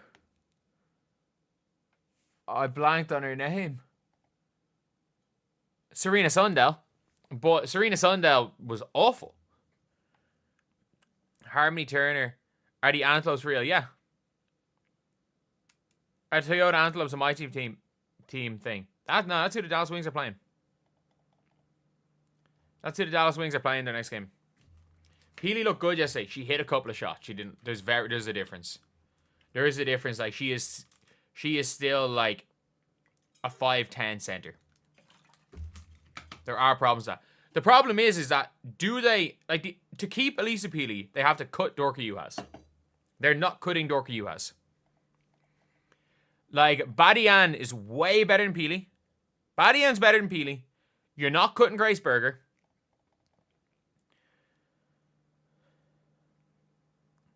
Oh, you played Orlando Summer League with Pat Burke. If Pat Burke played in the NBA in the 2020s, he would have been a $10 million a year guy. 6'11" sniper who was a pogo stick. Didn't even have to do anything well. He just couldn't post up. Peely not getting cut. Who's getting cut then? Which of Dorka Juhas, Elisa Peely, or Badian's getting cut? The worst of those three is Elisa Peely. She is the worst of the three of them. I'm not saying she's bad, but she's the worst of the three of them. You've got 6'5" Dorka Juhas who can spread the floor. Lucy Olsen is the best that isn't going to make a roster. Lucy Olsen is 100% making this roster.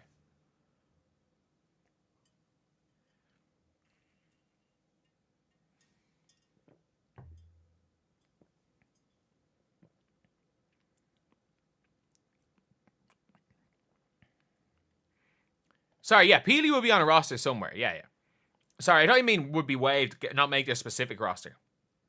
That won't make a roster? Kennedy Carter? Is that a cop-out answer to say Kennedy Carter?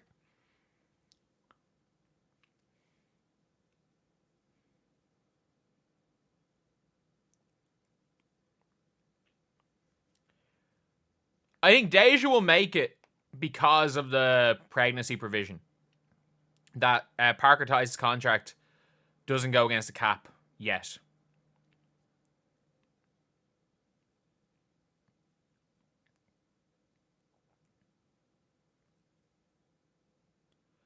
Big board by Angsler. I just want Citron to score. Please look at the basket, Citron. Please look at the basket. Great take by Sykes.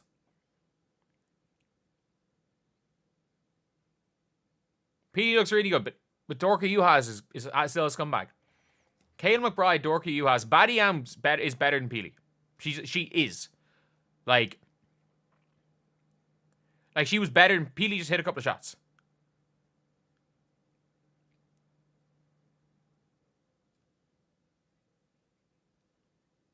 Pat Burke talked to him now and then. He sent me a jersey that I'm pretty confident was a game-worn jersey from his Phoenix Suns days.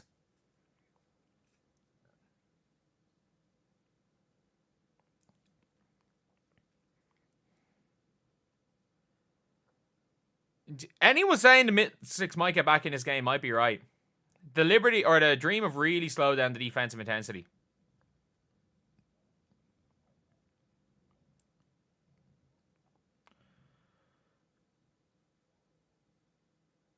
Oh, wow. Did they just score in their own basket? Did Emily Angster just score in her own basket?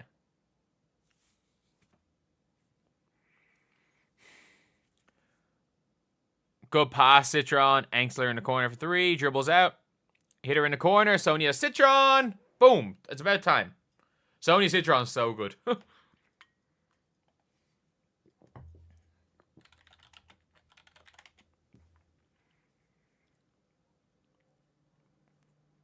You never see own goals in basketball. You see plenty of them.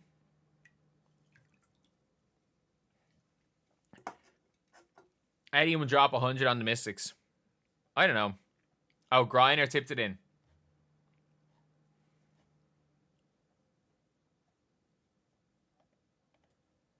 Sonia Citron is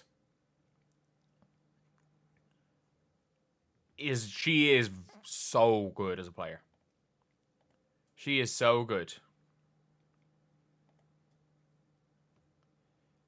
I have to say that about Sonia Citron. She's so good on both ends of the floor. Oh, big screen by Griner. Go get up.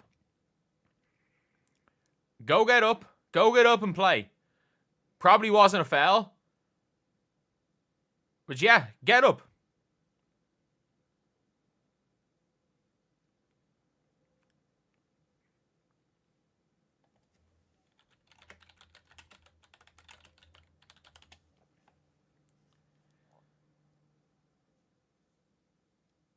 But let's see what's happened here.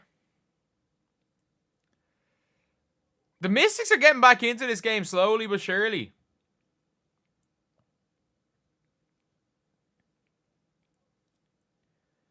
Yeah, let's go, Citron.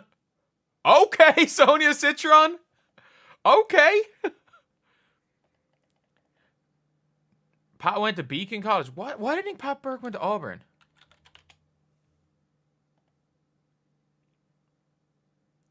Pat Burke did go to Auburn.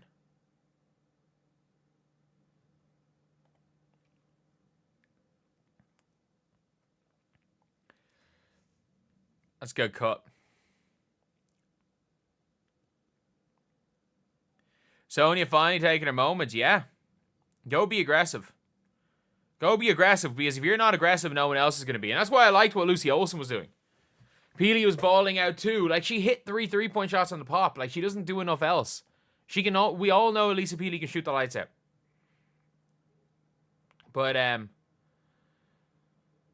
yeah.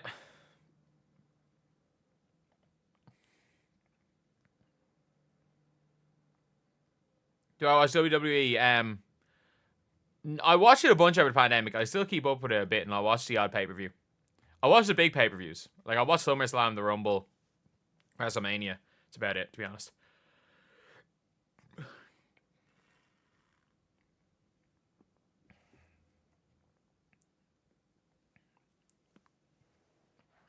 Such a big fan of Sonia Citron as a player.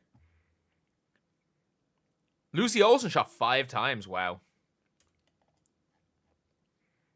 They were down 20-something at one stage. Peely on Connecticut. Yeah, Elisa Peely's somewhere. Elisa Peely will make the league. Like, I have no question about it that Elisa Peely is going to be on the team. Aaliyah Boston is about 6'3", maybe. She's about whatever height Angel Reese is, Aaliyah Boston's that height. Like, Peely, if you guys didn't see, is Aaliyah Boston still listed at 6'5"? She's still listed at 6'5". Did you not see Elisa Peely's height? She's now 5'11". So Elisa Peely last year was listed at 6'2", and when she was drafted, she was listed at 6'2". She's 5'11" now. They have her down as 5'11" this year, so she's shrunk. Peely will be on the links. Like, over Dorka. I'm not putting money on it because Dorka might just say, nah, I'm not coming over. I'm playing. But she's even playing Eurobasket.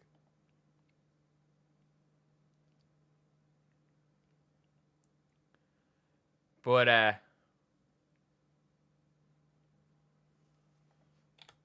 is Pat Burke not... Where is he now? Oh, wow. Yeah, sorry. Currently the head coach for Beacon College. Oh, wow. That's only Meniscus. Because I was like, I'm pretty sure he was living in Scotland for a while.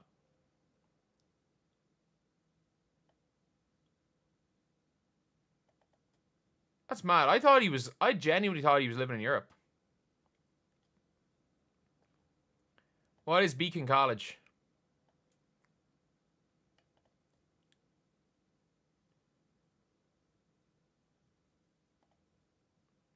Both Pacers and Fever on fire. I mean, the Fever beat the Brazilian national team.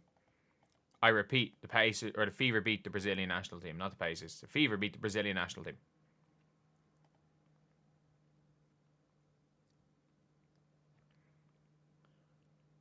Did I see Peely yesterday? She's a shooter. Yes. Obviously, she's a shooter. She shoots the lights out, but the Minnesota Lynx, they need to keep Grace Berger because they cannot go out with only Natisha Heidemann as a backup point guard. They need to keep Dorka Juhas because she's just better. The Badian's better because she can move a bit. She's a more active defender. Like, I'm not saying Peely's going to be out of the league. I just don't think she makes the Lynx roster. I think someone else is going to pick her up.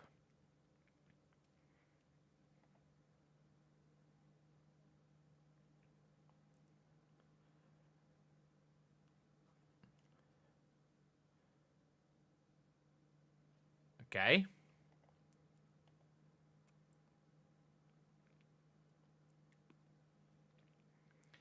The Mystics are coming back. They're coming back. The Sky are looking good. Yeah, Sky are looking very good. They're looking really good. And Sonia Citron just got taken out. Oh my god. They're, like, I have to say, they're working well. They're working extremely, extremely well.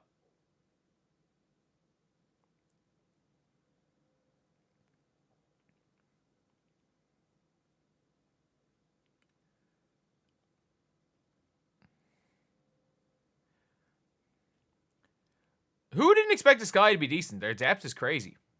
And they're going to be good defensively. It's just, could they play offense? And it looks like they can.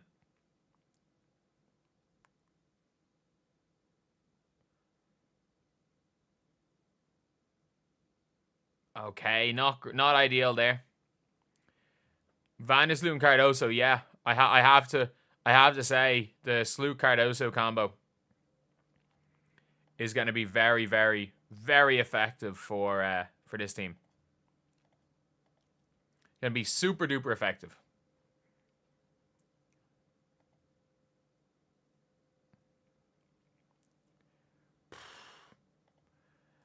Ryan Howard goes and hits a shot there.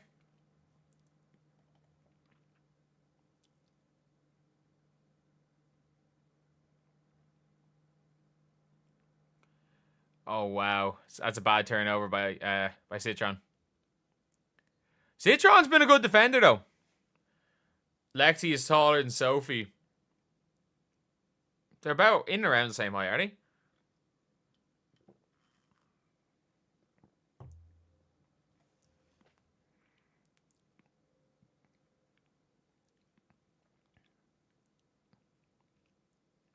Okay, Citron, run that left wing. Oh, that's a terrible pass. Oh my god. Peely will make the Lynx over Cameron Taylor. Who? What? That's not the competition. The Lynx, her competition is Dorka Juhas. It's between her and Dorka Juhas for a spot. Taylor is not even in the conversation. Tyler is a great coach. Beck Allen is a great pickup. I literally have an entire video about why Beck Allen was such a great pickup for this guy.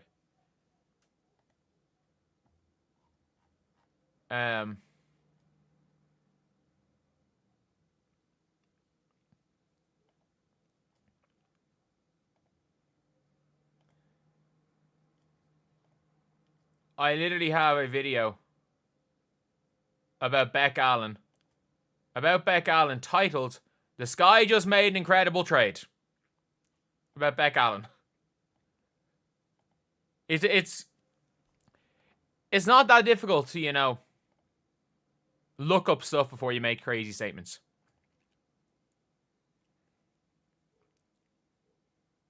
Why are you calling a timeout on a jump ball with 44 seconds to go?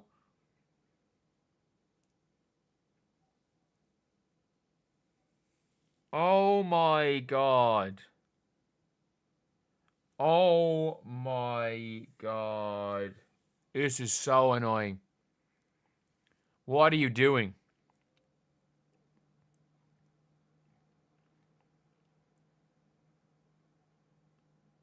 Like, what are we watching?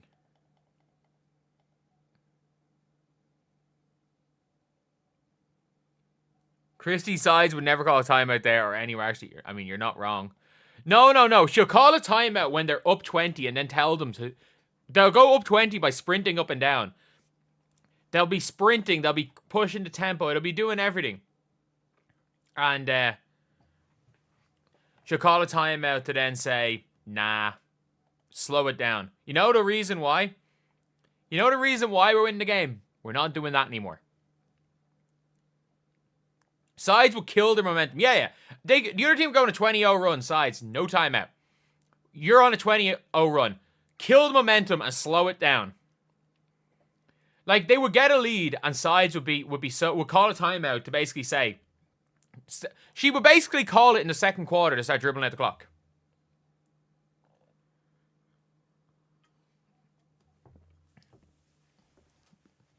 Sides will never not catch strays.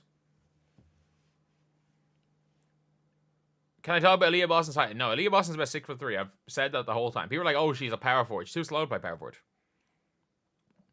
How does that affect Aaliyah's ceiling? I mean, it was very obvious she wasn't that tall. Ha! You call a timeout off a jump ball and concede a 3 that possession. Ha! You actually call a timeout off a jump ball. What the hell? Why did you call a timeout off a jump ball with 2 seconds left on your shot clock? Are you dumb?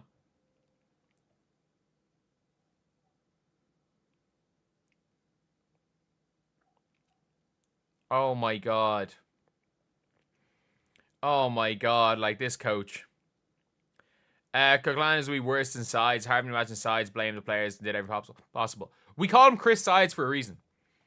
I think Christy Sides was really good at getting everybody on the same page. I thought Christy Sides was a good motivational speaker, and I wouldn't mind if Christy Sides was an assistant coach. She just didn't understand the sport of basketball.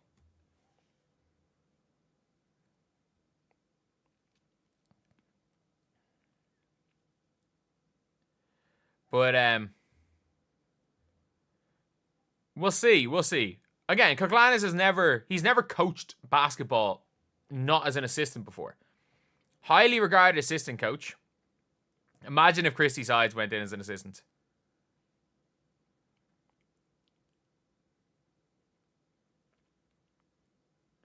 Paige will have a new coach next season. More than likely. Good job. Brittany Sides getting over screens.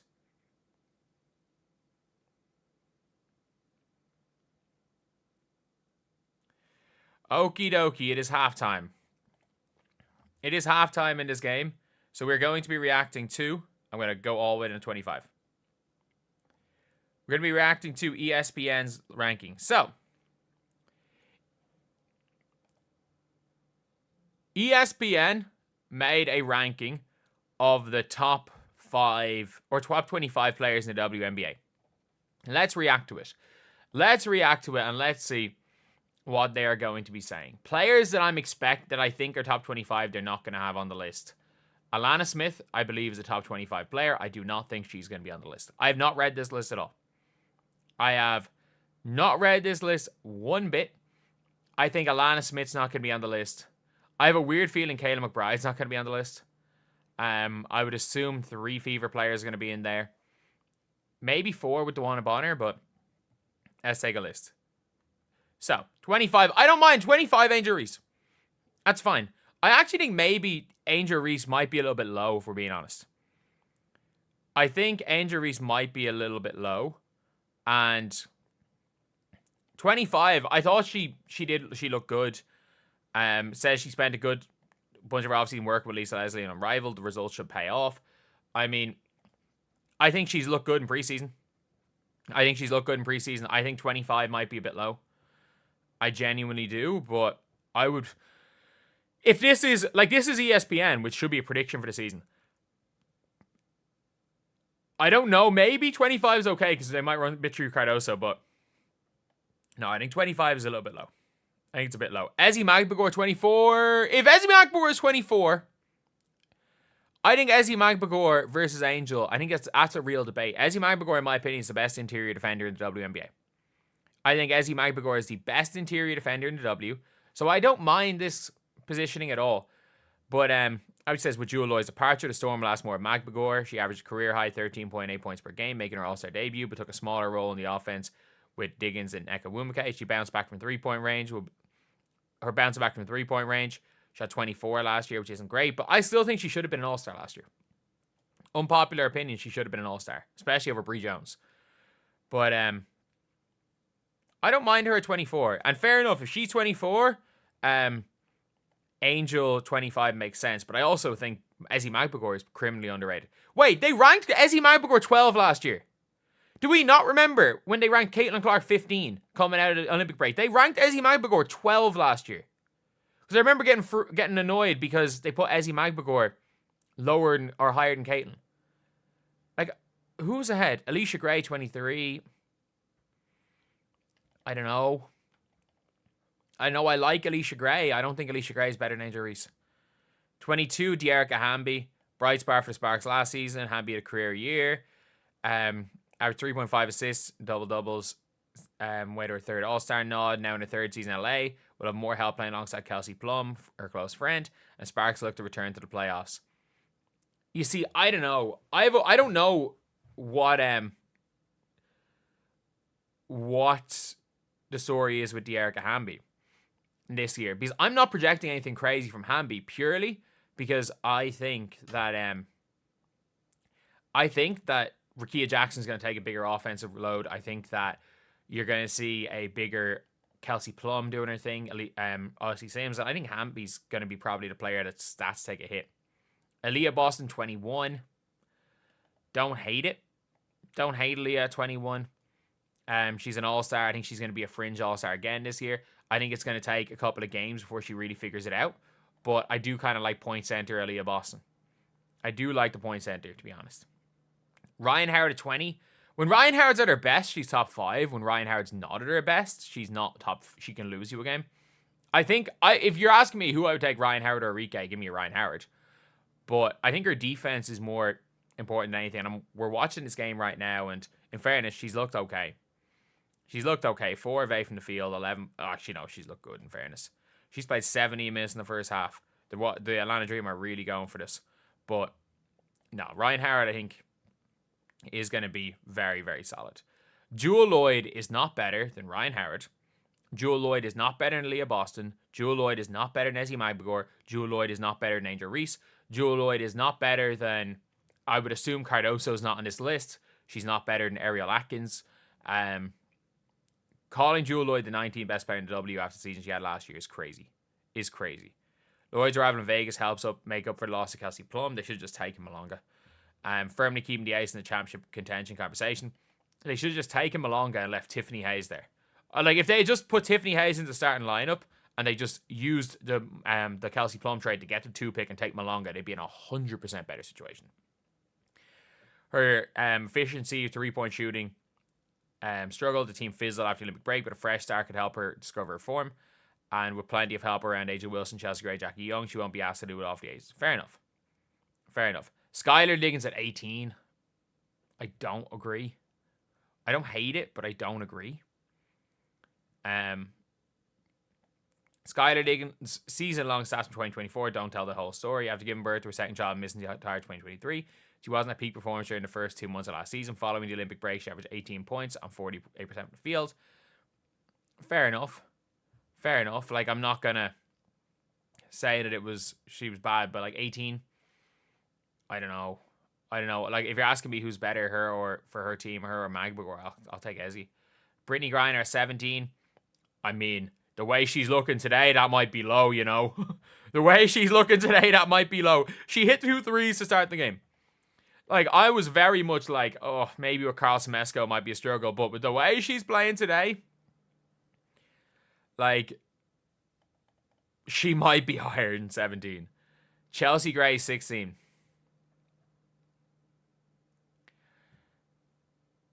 I'm sorry, like, I'm not putting her here based on Unrivaled.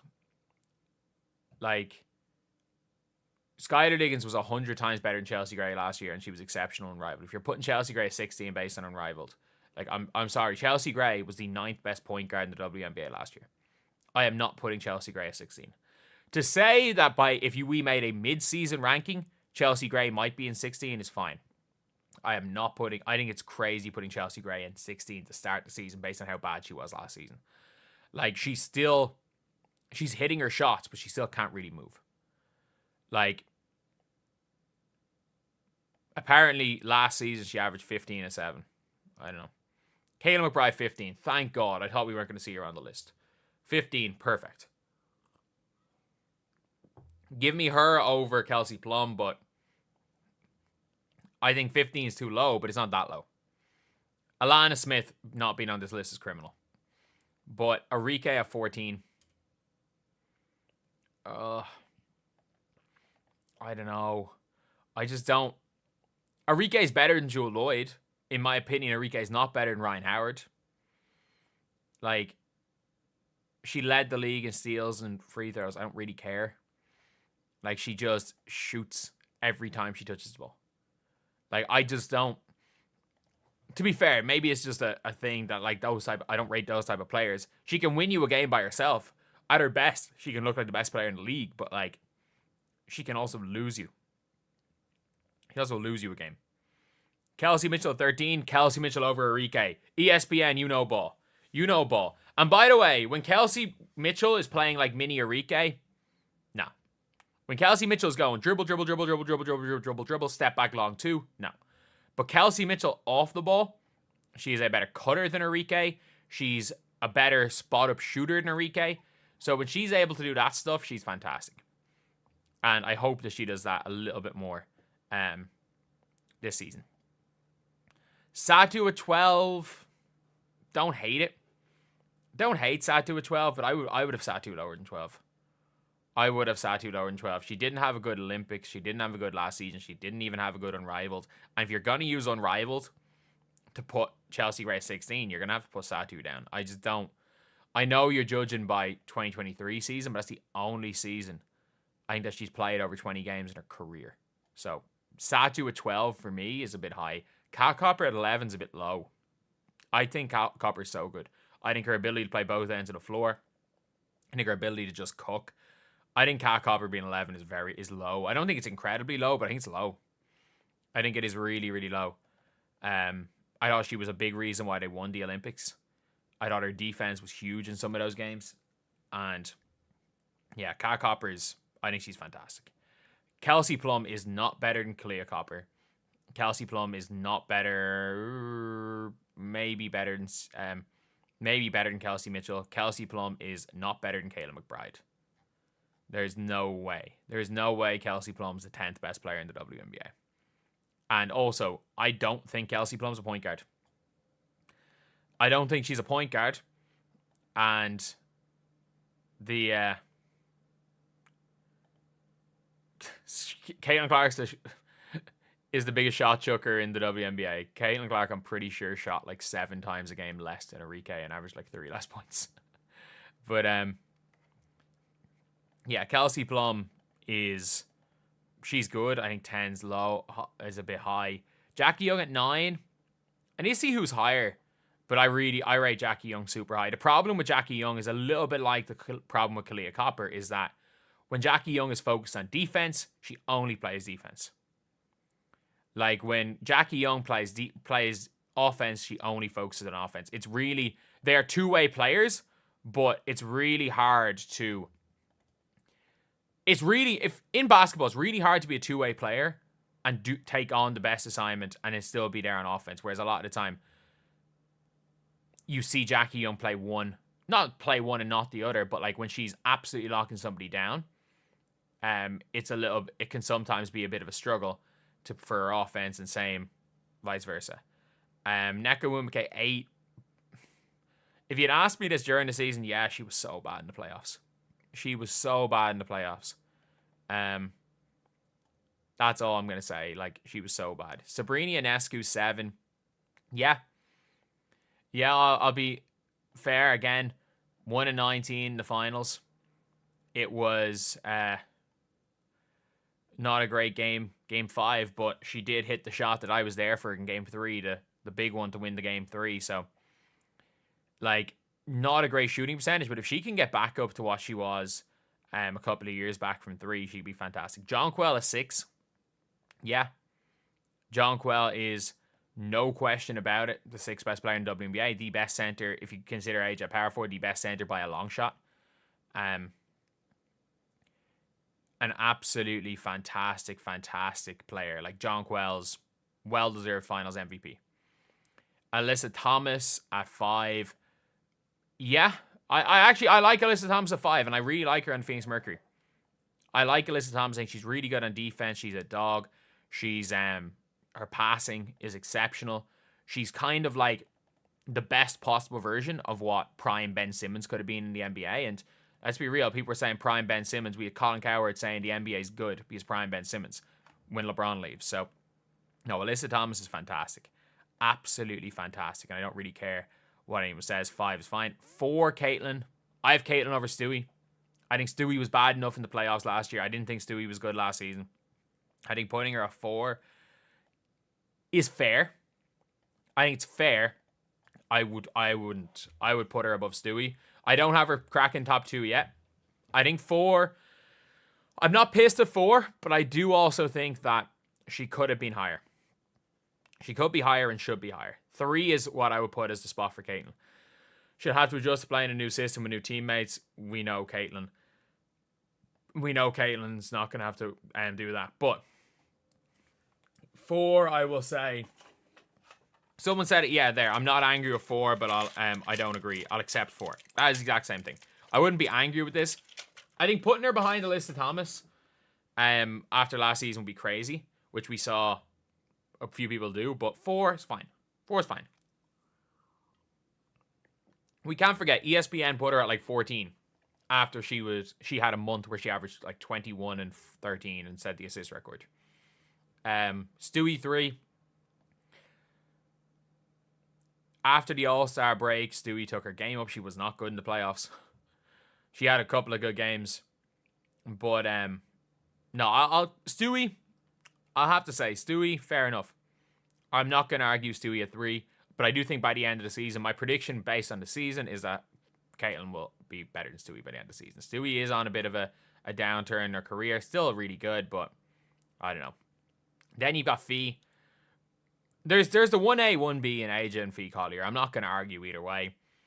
Fee is exceptional. Obviously was terrible yesterday, but like at the same time, Aja hasn't been good in preseason either.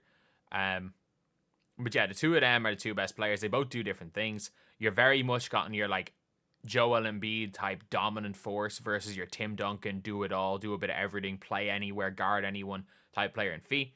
And it all depends on the team. I think for the Aces team, Aja Wilson is the best. I think if you swapped Aja and Fee, both the Aces and the Lynx will get worse. I think if you swapped them, I think they're perfect for their teams. I think they are, for me, Fee's bet. I would take Fee, but I'm not going to make an argument either way. In my opinion, it's hard to argue against the two of these. I think maybe by the end of the season, Caitlin gets in that conversation, but the two of these are going to be 100% the top 2 players. So there are players that aren't going to be on the list that I would have. Like Alana Smith, I wouldn't have Jewel Lloyd top 25. I wouldn't have Chelsea Gray top 25, but she could potentially get in there. I would 100% have Alana Smith in there. However, you never know. You could put in like Leonie Febich if it's a projection for the season, but yeah, I don't mind this list. This is actually surprisingly a decent list from ESPN. This is the same publication that said the Fever were going to be the 6th best team in the WNBA this year. I'm pretty sure, or maybe was it ESPN? Either way, I don't mind it. Not too bad at all. So we are going to be watching this. I really need a pee. I will be back in 2 minutes.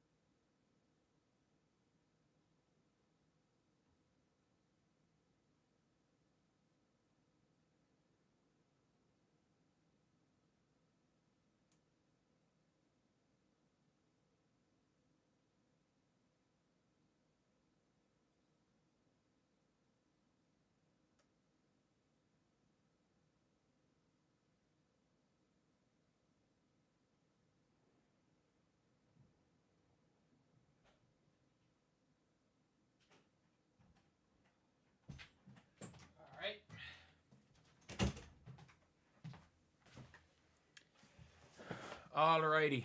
Alrighty. How is everybody here? How is everybody here? Gonna watch the game.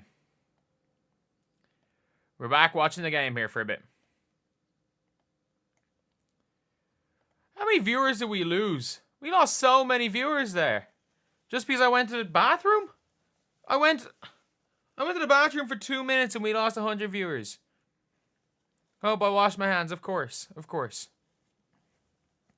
Proper basketball should be a game of horse. I mean, Enrique would win that. We all went to the bathroom.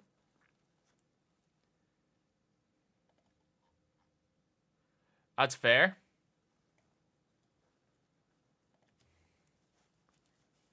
Point goddess for Caitlin.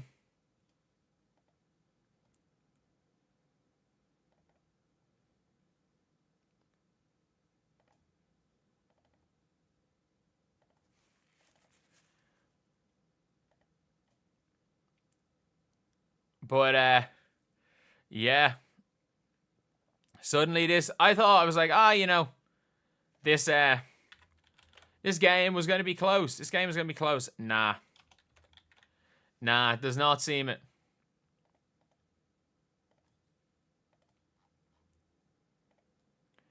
Bree Jones, they're just killing them. They can't. The Mystics getting stomped yet. They can't. That Mystic starting lineup is horrendous. Does not look good.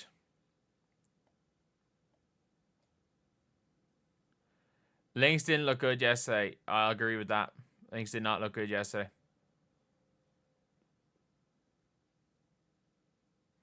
The game means nothing.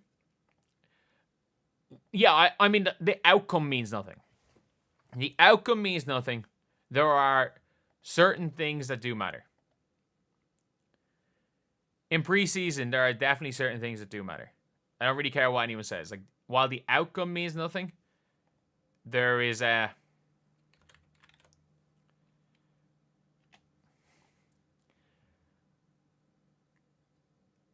Like, they just... I really do hope that we see... Good boy by Citron.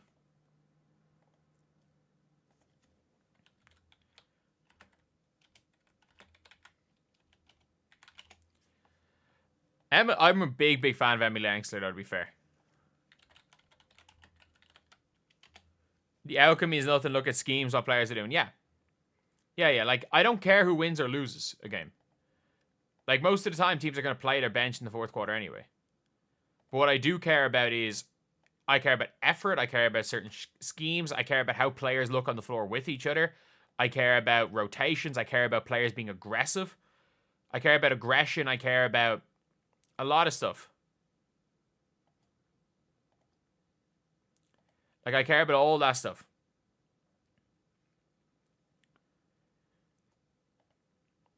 This season will show how overrated Aja is. They have nothing without her.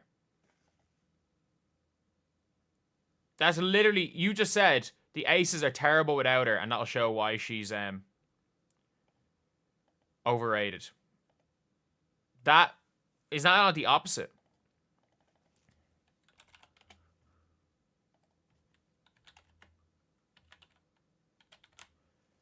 Like, is that not literally doing the opposite?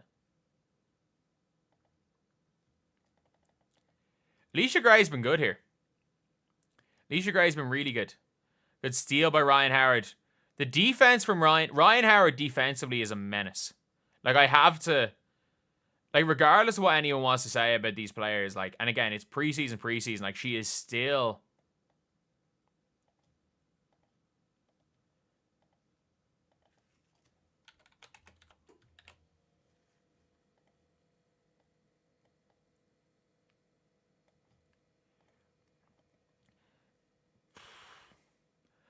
I don't know how I feel about Brittany Sykes. Takes a lot of shots. But in fairness, this season is going to be her season to go get an All-Star. If she's going to be an All-Star again, or has she been an All-Star? Oh my god, they can't, like, this double big lineup is tough. It's going to be real tough. Like, I'm trying to think who can match up to this double big. Like, the Fever are going to really struggle against the double bigs, by the way. I think maybe they might just have too much speed, but, like, when you've got perimeter defenders that the Dream have.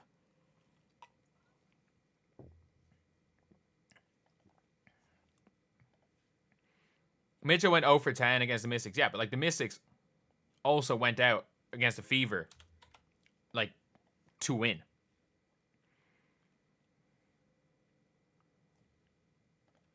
Top 15 better than Carter? I'm not going that far. Carter's better than Kelsey Plum. Okay, good job, Kiki.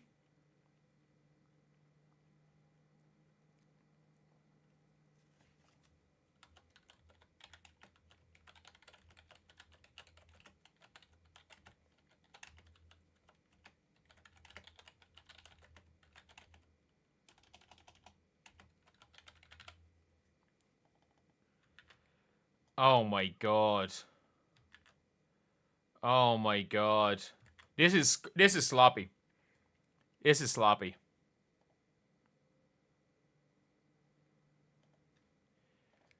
So, this is a big one again. It's sloppy, but it's like, it's not bad. Comedy show, Lucy's in. Like, I don't mind Lucy Olsen missing shots. She's getting good shots. And she came in at a time when this game was, like, really gone against them. I like the cut. I like how the Mystics, how these teams are now playing offense in the WNBA.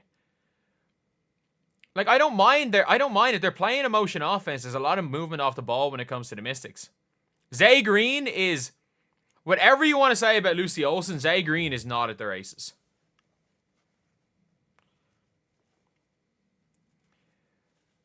You have better players than the Mystics. I mean, the Mystics, you do realize the Mystics went up 18 points, right? The Mystics literally went out like this was game 5 of the finals. And they went out for their first game like it was, and then they're so flattened. They've been flat this whole game. And then the Fever, when they actually, like, picked it up, they came back down 18. Has Cheyenne Sellers got on yet?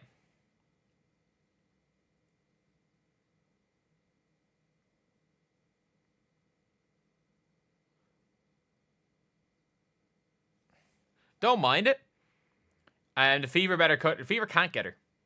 The Fever, they just can't. They physically can't. They don't have the money to keep her if she gets cut. Sellers hasn't got on. Okay, so Sellers obviously hasn't really been with the team. Who's 14? Is that Haley Jones? Who's 14 for the Mystics? Or sorry, for the Dream? It's not Pow Pow.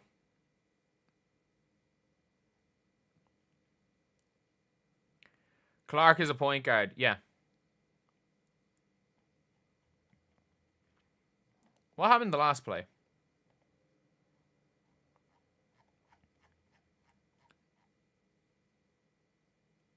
Nia Coffey, that's who it is.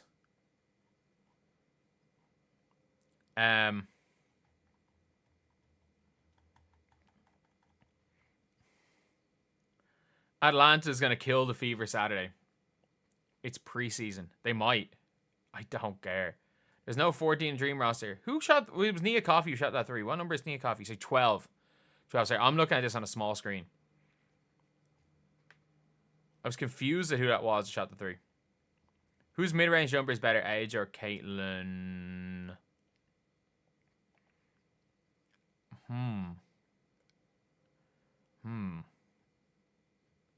Age just shoots more.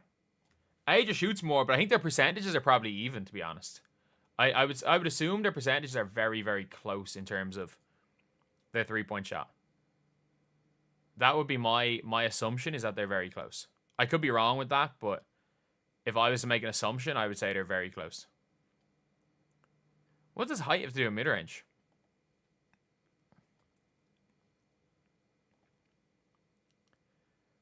Age has a better jumper than Caitlin. What? What?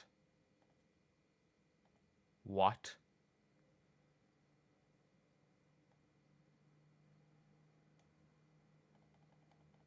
I don't even think you believe what you're saying.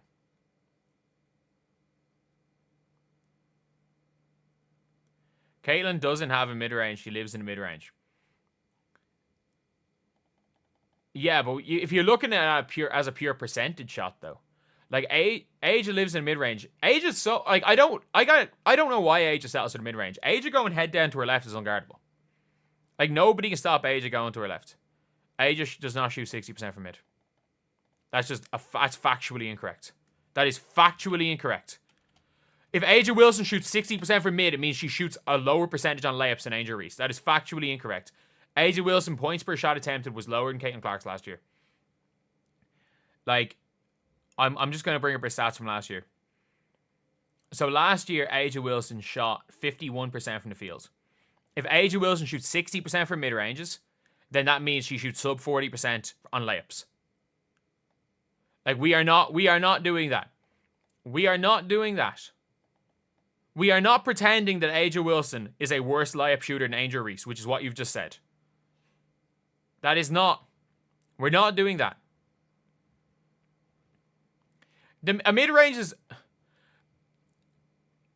No, the mid-range, you need to have a mid-range. Which, in fairness, Caitlin just didn't go to it. Caitlin didn't go to the mid-range last year. And if you don't have to go to the mid-range... The majority of her shots are mid-range and she shoots a better percentage on mid. Well, if you're saying 60%, then that means she can't score layups. You also have to take account for 3-point percentage. Yeah, obviously. Caitlin Clark is a way better shooter than Angel Wilson. Angel Wilson is... But, like, saying... Just looking at percentages is like saying Caitlin Clark is better around the basket than Angel Wilson because she shoots a higher percentage around the basket. That's also dumb. Like...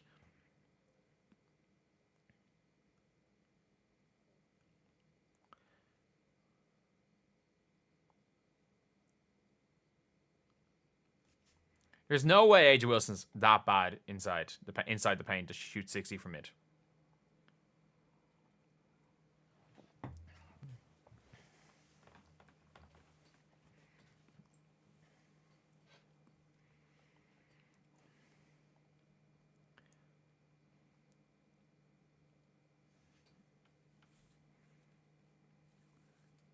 But 50 is better than 40. I have no idea what percentage Caitlin Clark shoots from mid.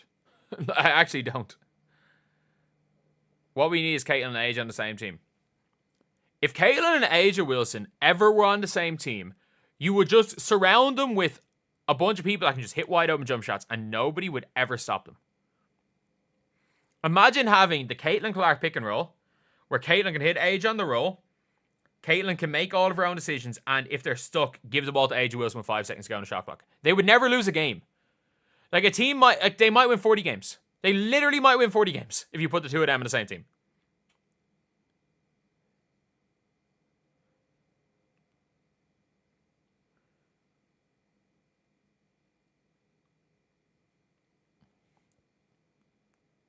Oh, wow.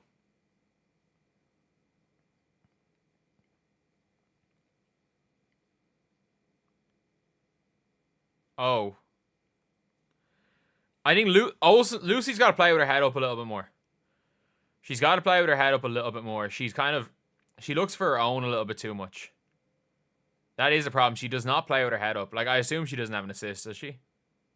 She's 1 rebound, no assist. She doesn't play with her head up enough. She very much goes head down looking for a spot. And that's the problem with a lot of, like, shot-creating mid-range shooters. They literally look on the ground to get to their spot.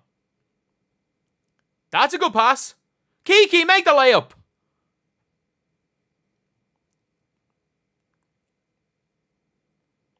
Yeah. That's a foul. That's a foul.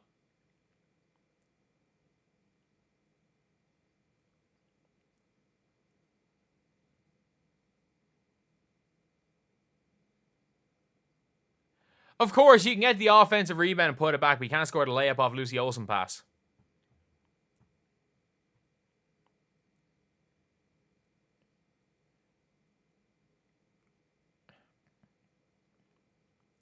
That's the problem, is Olsen is not playing as a point guard. And, like, if I was her, I'd be looking and being like, this team does not really have a point guard. Let me try be a point guard and let me try start, rather than let me try go hunt my own shot. And that's where that's the problem with what Lucy Olsen's doing right now, is she's playing like a shot creating 2 guard. And maybe that's what the coach is telling her to do, but, like, I don't know if she's going to make the roster, but I don't know how important the shot creating 2 guard is for this team. She should play point guard. She's not playing with her head up right now. Aja shot 46, Caitlin shot 40. Okay, yeah. Aja was a better mid-range shooter. That sounds about right from Aja, 46%. I would have thought Caitlin's was a bit higher.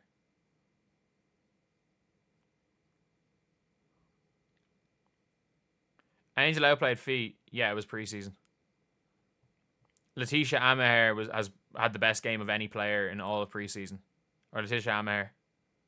Like, you could make the argument that Catherine Westbeld outplayed Angel Wilson. Fee was just missing open shots the whole game.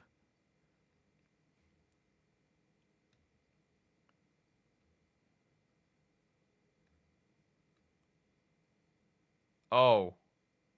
Zay Green. Whatever about Lucy Olsen. Good shot by Kiki. Good shot.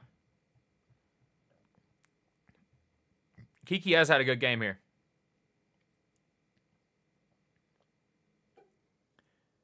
Age is better for mid, yeah. What, like, it's factual. It's a factual statement.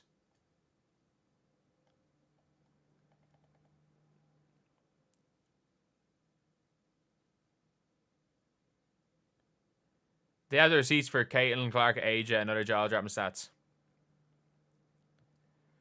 But yeah, the Mystics have looked not great here. Kiki's been good in fairness.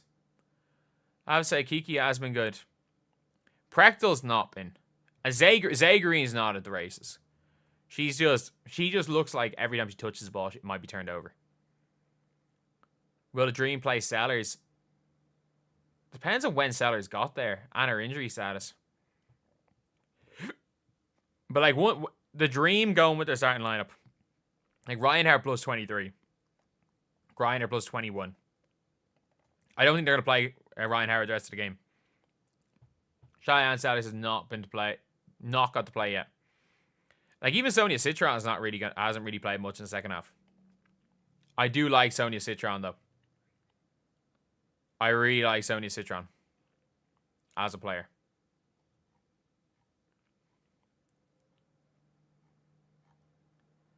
I really, really like Sonia Citron as a player. I think she's going to be fantastic. I think she might go and put up a challenge for Rookie of the Year. Give Sellers 5 minutes, nothing to lose. What if her knee doesn't work? I don't think they've got anything to lose other than that, but, like, if her knee doesn't work, her knee doesn't work. That's all I got to say is, like, haven't heard me say anything about Aja shoes selling out. Good that it sold out. But, like, they've released like 2,000 of them or 3,000 of them. Oh, why would you reach? Oh my god.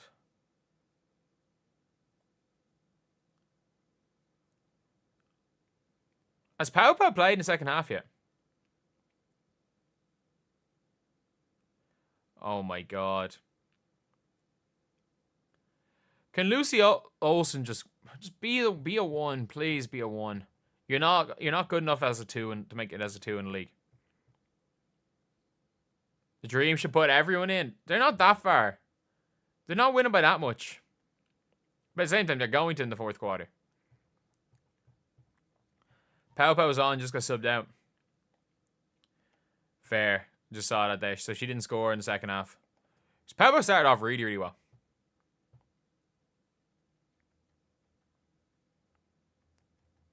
Overhype Caitlin Clark. What? The 3rd/4th best player in the WNBA is not overhyping Caitlin Clark. That's not overhyping her. Saying she's better than AJ Wilson. I'm not sure you were, but the person who came in chat and said AJ Wilson's a better shooter. Not mid-range shooter, nothing. Just better shooter, period. Has a better jump shot than Caitlin Clark. Was crazy. I don't know if that was you, but that's crazy. If that was the case, you'd be seeing people guarding AJ Wilson from half court. They guard one player in the WNBA from half court, and it's Caitlin Clark.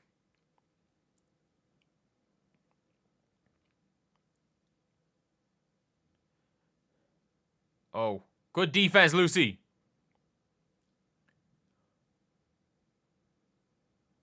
Okay. Oh, don't know. Why 6 dribbles to stand in the one spot? Oh my god, Shug Sutton sucks. If she cannot... AJ Wilson's shoes are so... I'm buying a pair. I don't care. I don't care. It's a big difference between shooting and scoring. Yeah, AJ Wilson's a better scorer. I don't think that's a bold statement to make. Do you say it's my opinion that Caitlin Clark is a better shooter than AJ Wilson? That's not an opinion. Like, teams leave AJ Wilson from 3. Teams guard Caitlin Clark from the halfway line.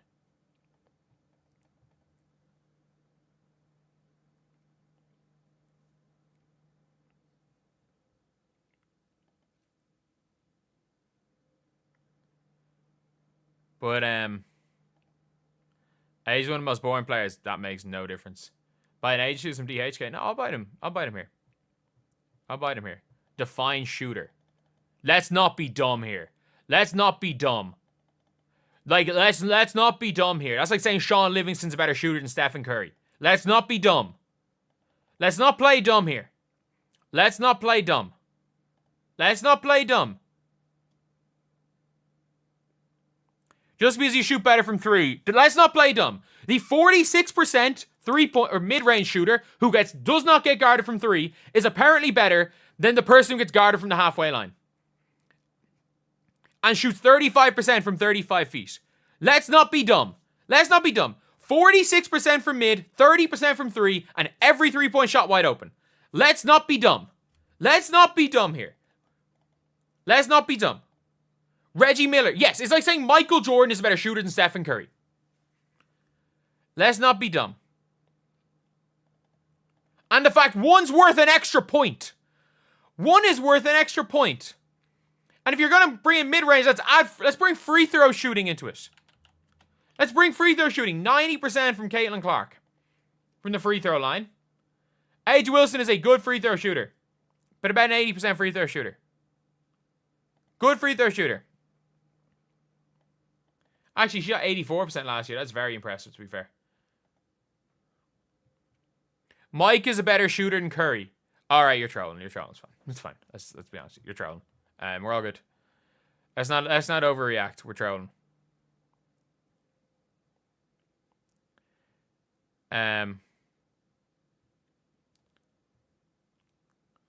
She shoots about 65% of her things, her field goals from 3. Yeah. Like, it's worth an extra point.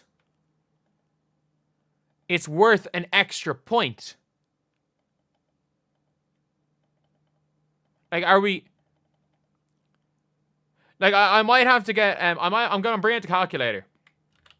We're at a drop right here. I'm bringing out the calculator.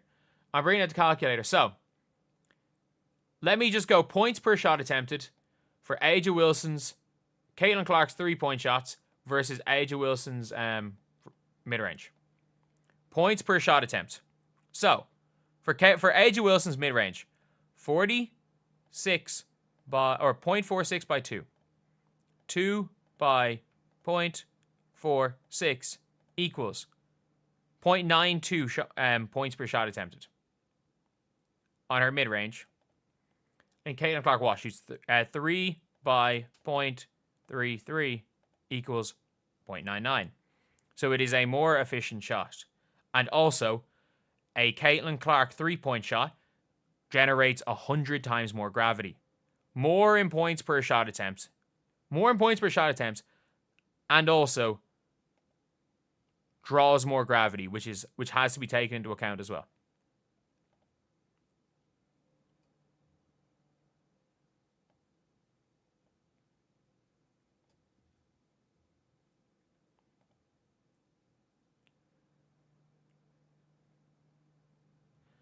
Oh. Is my...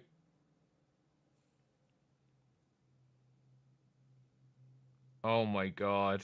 Good shot by Cave, I guess.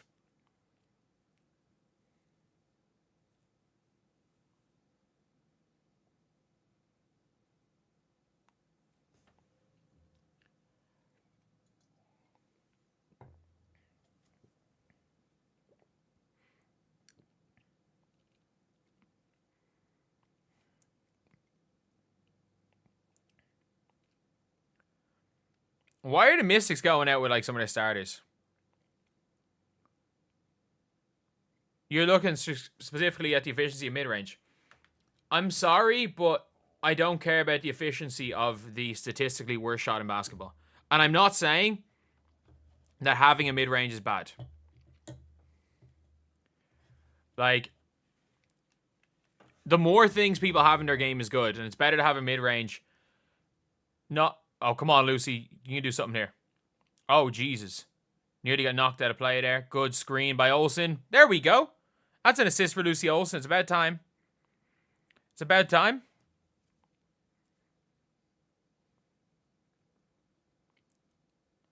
She also nearly fell out of bounds, so. Pau Pau's been looking really good here. She looks physically ready.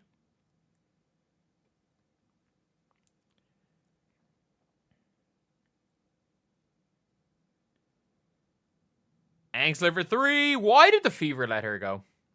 Why did the Fever let Emily Angsler go? Like, that's just dumb, isn't it?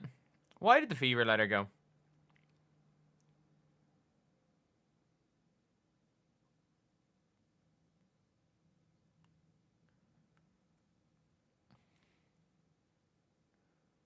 Good defense, Lucy.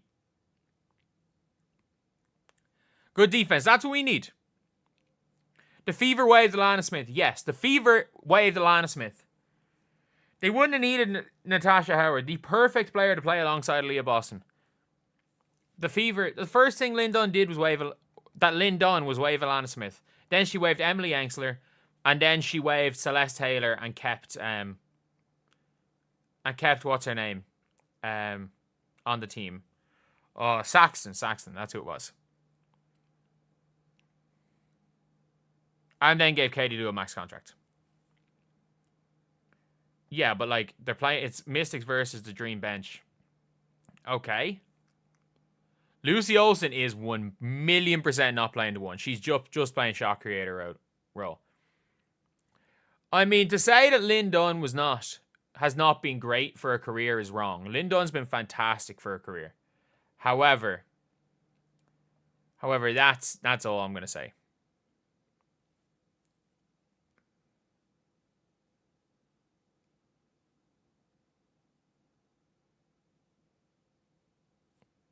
Good score. Is that Zay Green? Good post up by Green.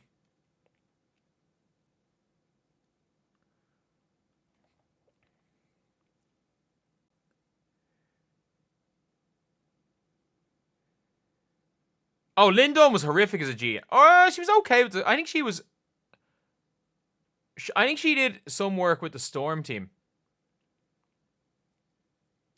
Oh, if Cave could just... Okay, Pow Pow. That looked pure. Nia Coffey's jumper looks pure, I'm not going to lie.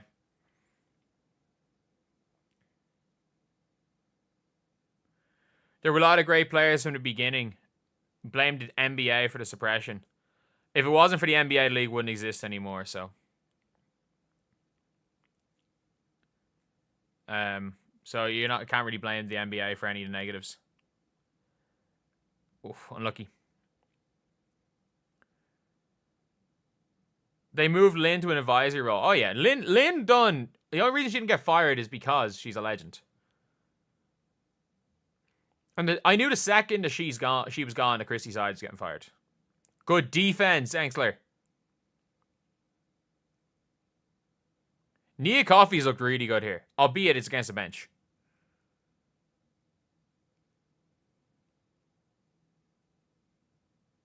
You're not watching this game, but go dream. Lads, we're at 195 likes. Do we reckon we can get to 200 by the end of the stream?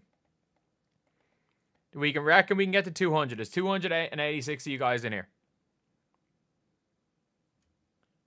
VPN from Korea. Just use League Pass. When you're in Korea, you can get everything. They got it down to 12 again. They had it back to 7 and had a shot to make it... they had a shot to make it 5 and they missed. Just like, thank you guys. We're at 205 likes now.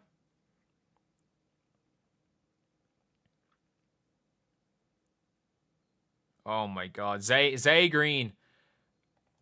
Olsen's better than Green. Olsen's done 100 times more than Zay Green has here. Scored is not better. No, this is bench on bench right now. The only player that's not a bench player in the game right now is Emily Engsler.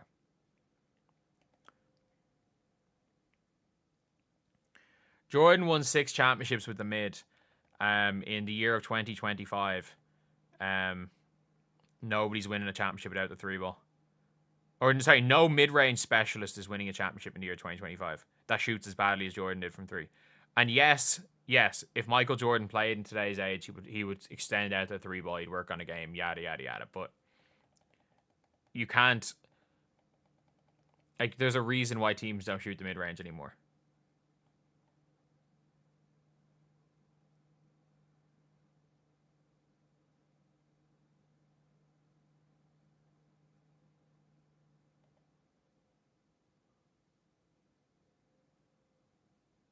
Yeah.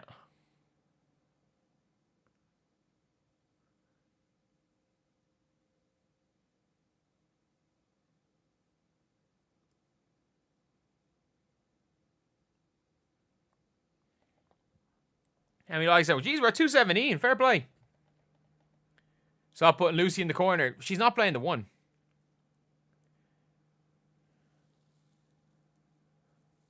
Abomination of 15 of 63. I like the 3-ball. Teams were leaning too much. They lost 1 game because of overshooting the 3-ball. They won a championship playing that style. They won a championship. Not only won a championship, they won a championship in dominating fashion playing that style. So, I'm sorry. Why would they abandon their championship winning formula because they had 1 bad game? What percentage of Jordan shots ended with dunks? Extremely low. Like, maybe 5. Jokic shoots a lot of mid-range shots. Yeah, but it's not his go-to. Like, there's a big difference between good mid-range shooters and go-to mid-range shooters. Like, Shea shoots the 3-ball well. But, like, he's a good mid-range shooter. He's a 3-level scorer. Like, there's a big difference between 3-level scorers in, like, your Ant, your Sheas, and your mid-range specialists in your DeMar DeRozans. Like, if you can't score on all 3 levels, the mid-range is the least important of the 3 levels to be able to score from. If you can score at the basket, if you can score from 3, it definitely helps to be able to shoot the mid-range, but you'd rather the 2 first. Did I just say Ant is a 3-level scorer? That might be crazy, but like Jokic's first option is still going to the basket. His first option is around the basket, then he's going to probably pop to 3. Then he'll shoot the mid-range if needed. What's a good 3-point field goal percentage? You have to also take into account that shooting more threes raises the percentage of twos. Because if teams have to guard you from the 3-point line, it means that there's more space. I have no idea when it comes to basketball philosophy. I can guarantee you I've coached not only at a higher level than you, I've coached better players than you. Unless you played in the freaking league, I've coached better players than you.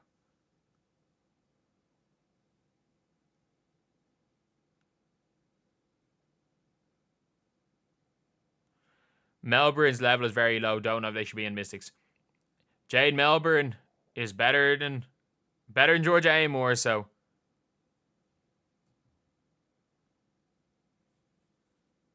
you've checked all my info. No, I haven't. I've been involved with coaching in the Irish National League and Super League. I've coached guys that have played D1 in the States. I've coached guys who are like D2 all conference players.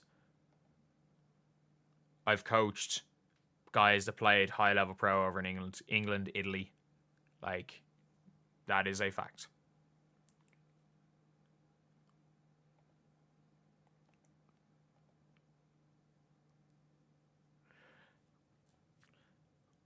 Oh yeah, like if Jordan was coming up nowadays, he'd be a 3-point shooter though. Like, because it is a more effective shot. Heel and Makarat, yeah, fair. Heel didn't look good at all yesterday. Come on, you gotta hit this one, Lucy. 1 of 8.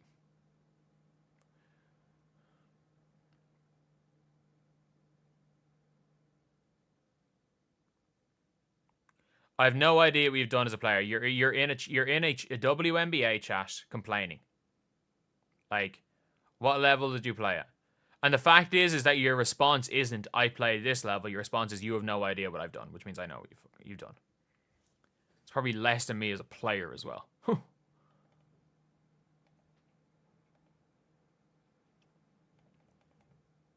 And I wasn't a particularly good player.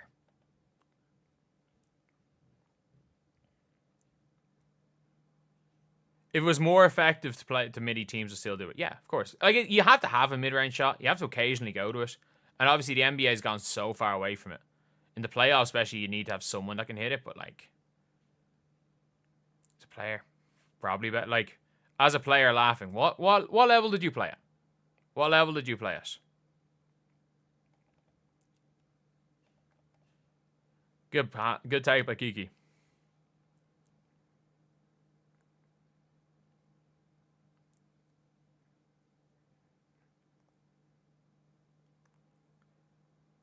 Attention Kane Clark, without question. Real athletes don't degrade other athletes. In fairness, a lot of people have failed miserably as athletes do.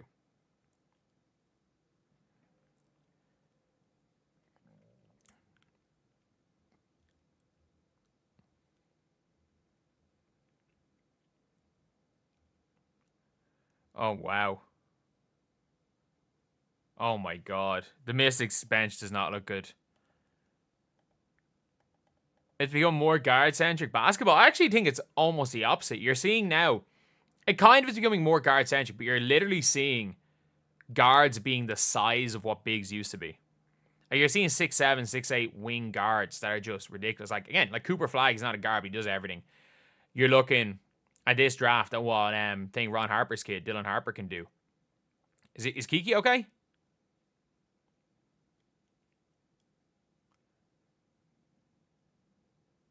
Don't shoot that. Oh, what was that? Oh, no. Nobody in the top 10 NBA history is a volume 3-point shooter. Stephen Curry. Stephen Curry. Larry Bird was not a volume 3-point shooter. Where did that come from? Where did that come from? What are my view on pro basketball coaches of previous players and the success rate versus non-player coaches? I mean, a good coach is a good coach. A bad coach is a bad coach. I don't think the level you played at really matters, to be honest. Like, we're looking at Mike Diagonal. What level did he play at? Like, again, Spoelstra was a D1 guy, kind of a fringe D1 guy. Like, what Yeah, Mike Diagonal was a student manager for UConn.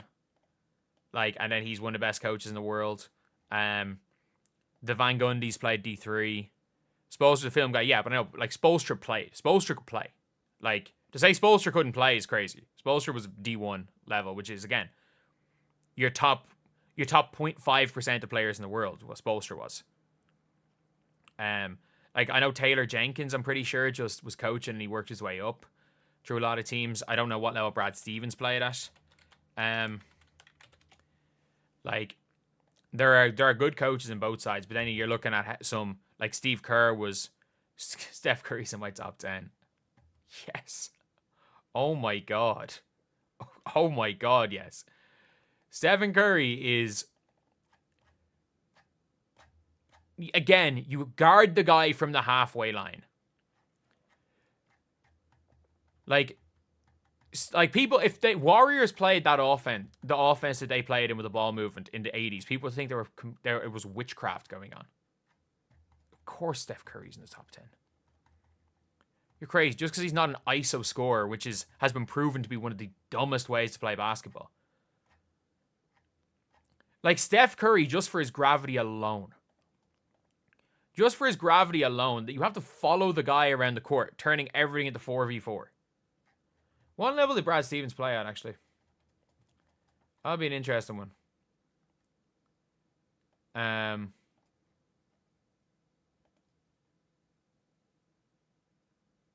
Early life.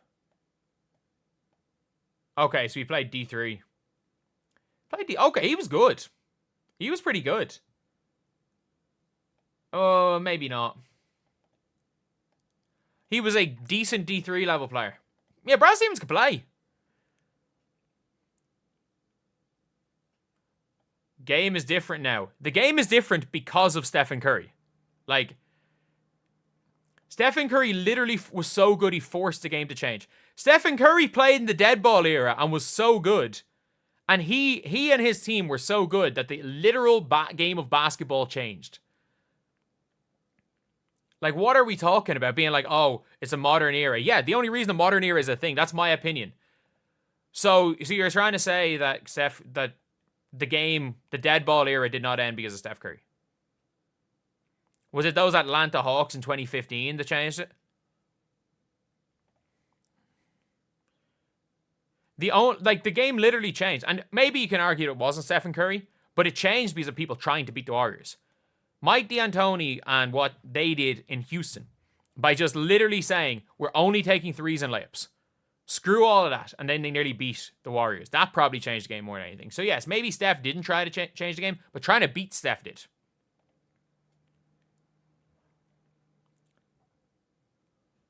You can't be that high without being a two-way player. Magic Johnson was probably a worse defender than Steph Curry. Oh my God. Larry Bird was, in fairness, Larry Bird was a better defender than Magic Johnson, but wasn't a particularly good defender either. Magic Johnson did not play defense, and I watched so much of that Lakers team play. You can find all those games everywhere. I watched so much of those Lakers teams, the Showtime teams. They were good. Magic Johnson did not play defense. Good cut.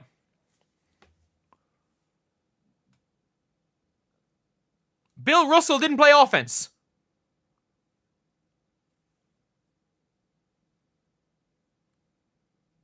Jokic is worse than AD, but he's not two-way, yeah. Yeah. Mikal Bridges is greater than Luka Doncic.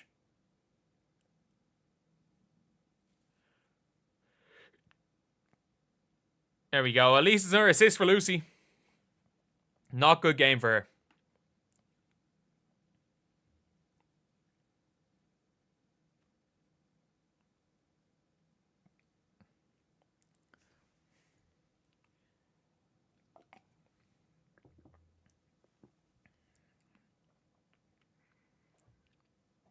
Yeah, Lucy did not have a good game here. Lucy did not have a good game at all.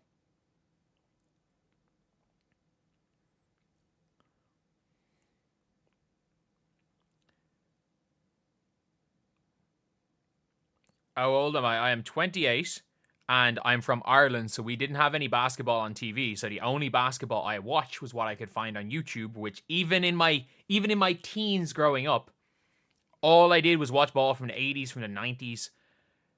Like, that's all I did.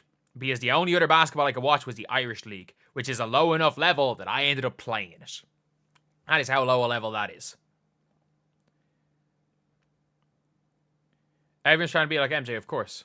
Of course. There will never be a more relevant basketball player in men's basketball than Michael Jordan. Heck, I don't even know what I said. There'll never be a more relevant player than Michael Jordan. Old head versus youngin. Like, you guys don't understand where I come from. I come from a country where there's no basketball and you have to actively search it out. And the vast majority of stuff you search out, you find is stuff from the 90s back in those days. All those games have been on YouTube for 15, 20 years. But,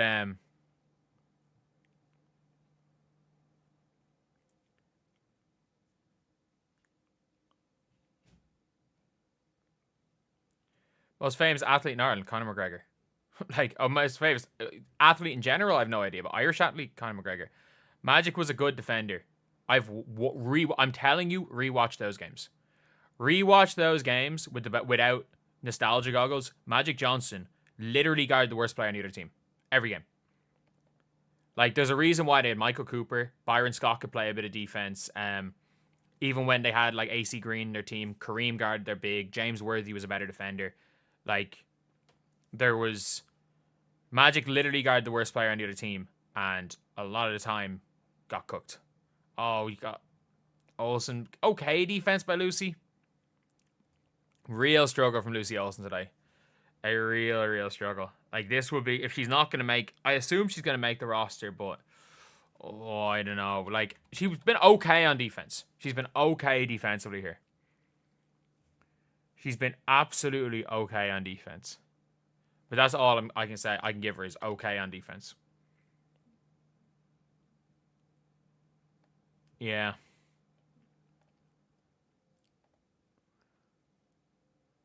That's just not good. Better defender, Magic Johnson or Caitlin Clark in their respective leagues. I mean, rookie Caitlin Clark looked like one of the worst defenders in the league, so you'll go Magic. But you never know about this season. Yeah, it's not a great game. Not a great game in general here. You watch them live. Exactly. When you watch things live with nostalgia, you look back with nostalgia goggles. Like, if you watch them now, you can see how bad defender is. Because I didn't watch them with nostalgia goggles. I watched them as a 14, 15-year-old trying to get any bit of basketball I could get in. Because I stopped growing at 14. But I had all lofty plans of going to the States, playing ball. Was recruited by a couple of prep schools, didn't go in the end because I wanted to just stay here and get a degree because I was never going to make it in basketball. Probably would have been like a D3 level guy. And I knew I was never going D1 or even realistically D2. So decided to stay. Golf big in Ireland? Yeah, golf's very big in Ireland. We've got Rory McIlroy. I respect all the players, of course. He could defend 1 through 5 and he won a championship playing center. Magic Johnson could not. He could defend 4. Maybe some inside 4s. Like, Magic Johnson couldn't guard point guards. Magic Johnson couldn't guard shooting guards. Magic Johnson couldn't guard athletic wings. Magic Johnson couldn't guard anybody, if we're being honest. Prediction for next Fever game. If the Dream go out this hard, anything could happen. Anything could happen. Most popular athlete in Ireland is Katie Taylor, definitely. Without question, it's Katie Taylor. Wasn't Magic 6'9", probably like 6'8", 6'7". But either way, like, Magic Johnson, what he did running that show on offense was unbelievable. Like what he was able to do running the show for that Lakers team with the way they ran the floor. No, I don't think there's been a point guard. The closest thing we've seen to Magic Johnson since Magic Johnson is probably a Tyrese Halliburton, and it's not even close. Even in modern day, the way Magic Johnson can run the show is different. Most popular athlete here is 100% Katie Taylor. Not Rory or Conor McGregor. Rory maybe. Conor McGregor is the most hated athlete in here, in this country. There is a very, very small percentage of people that like Conor McGregor. But anyway, yeah. I'm going to end the stream right there. And I will be starting to upload videos.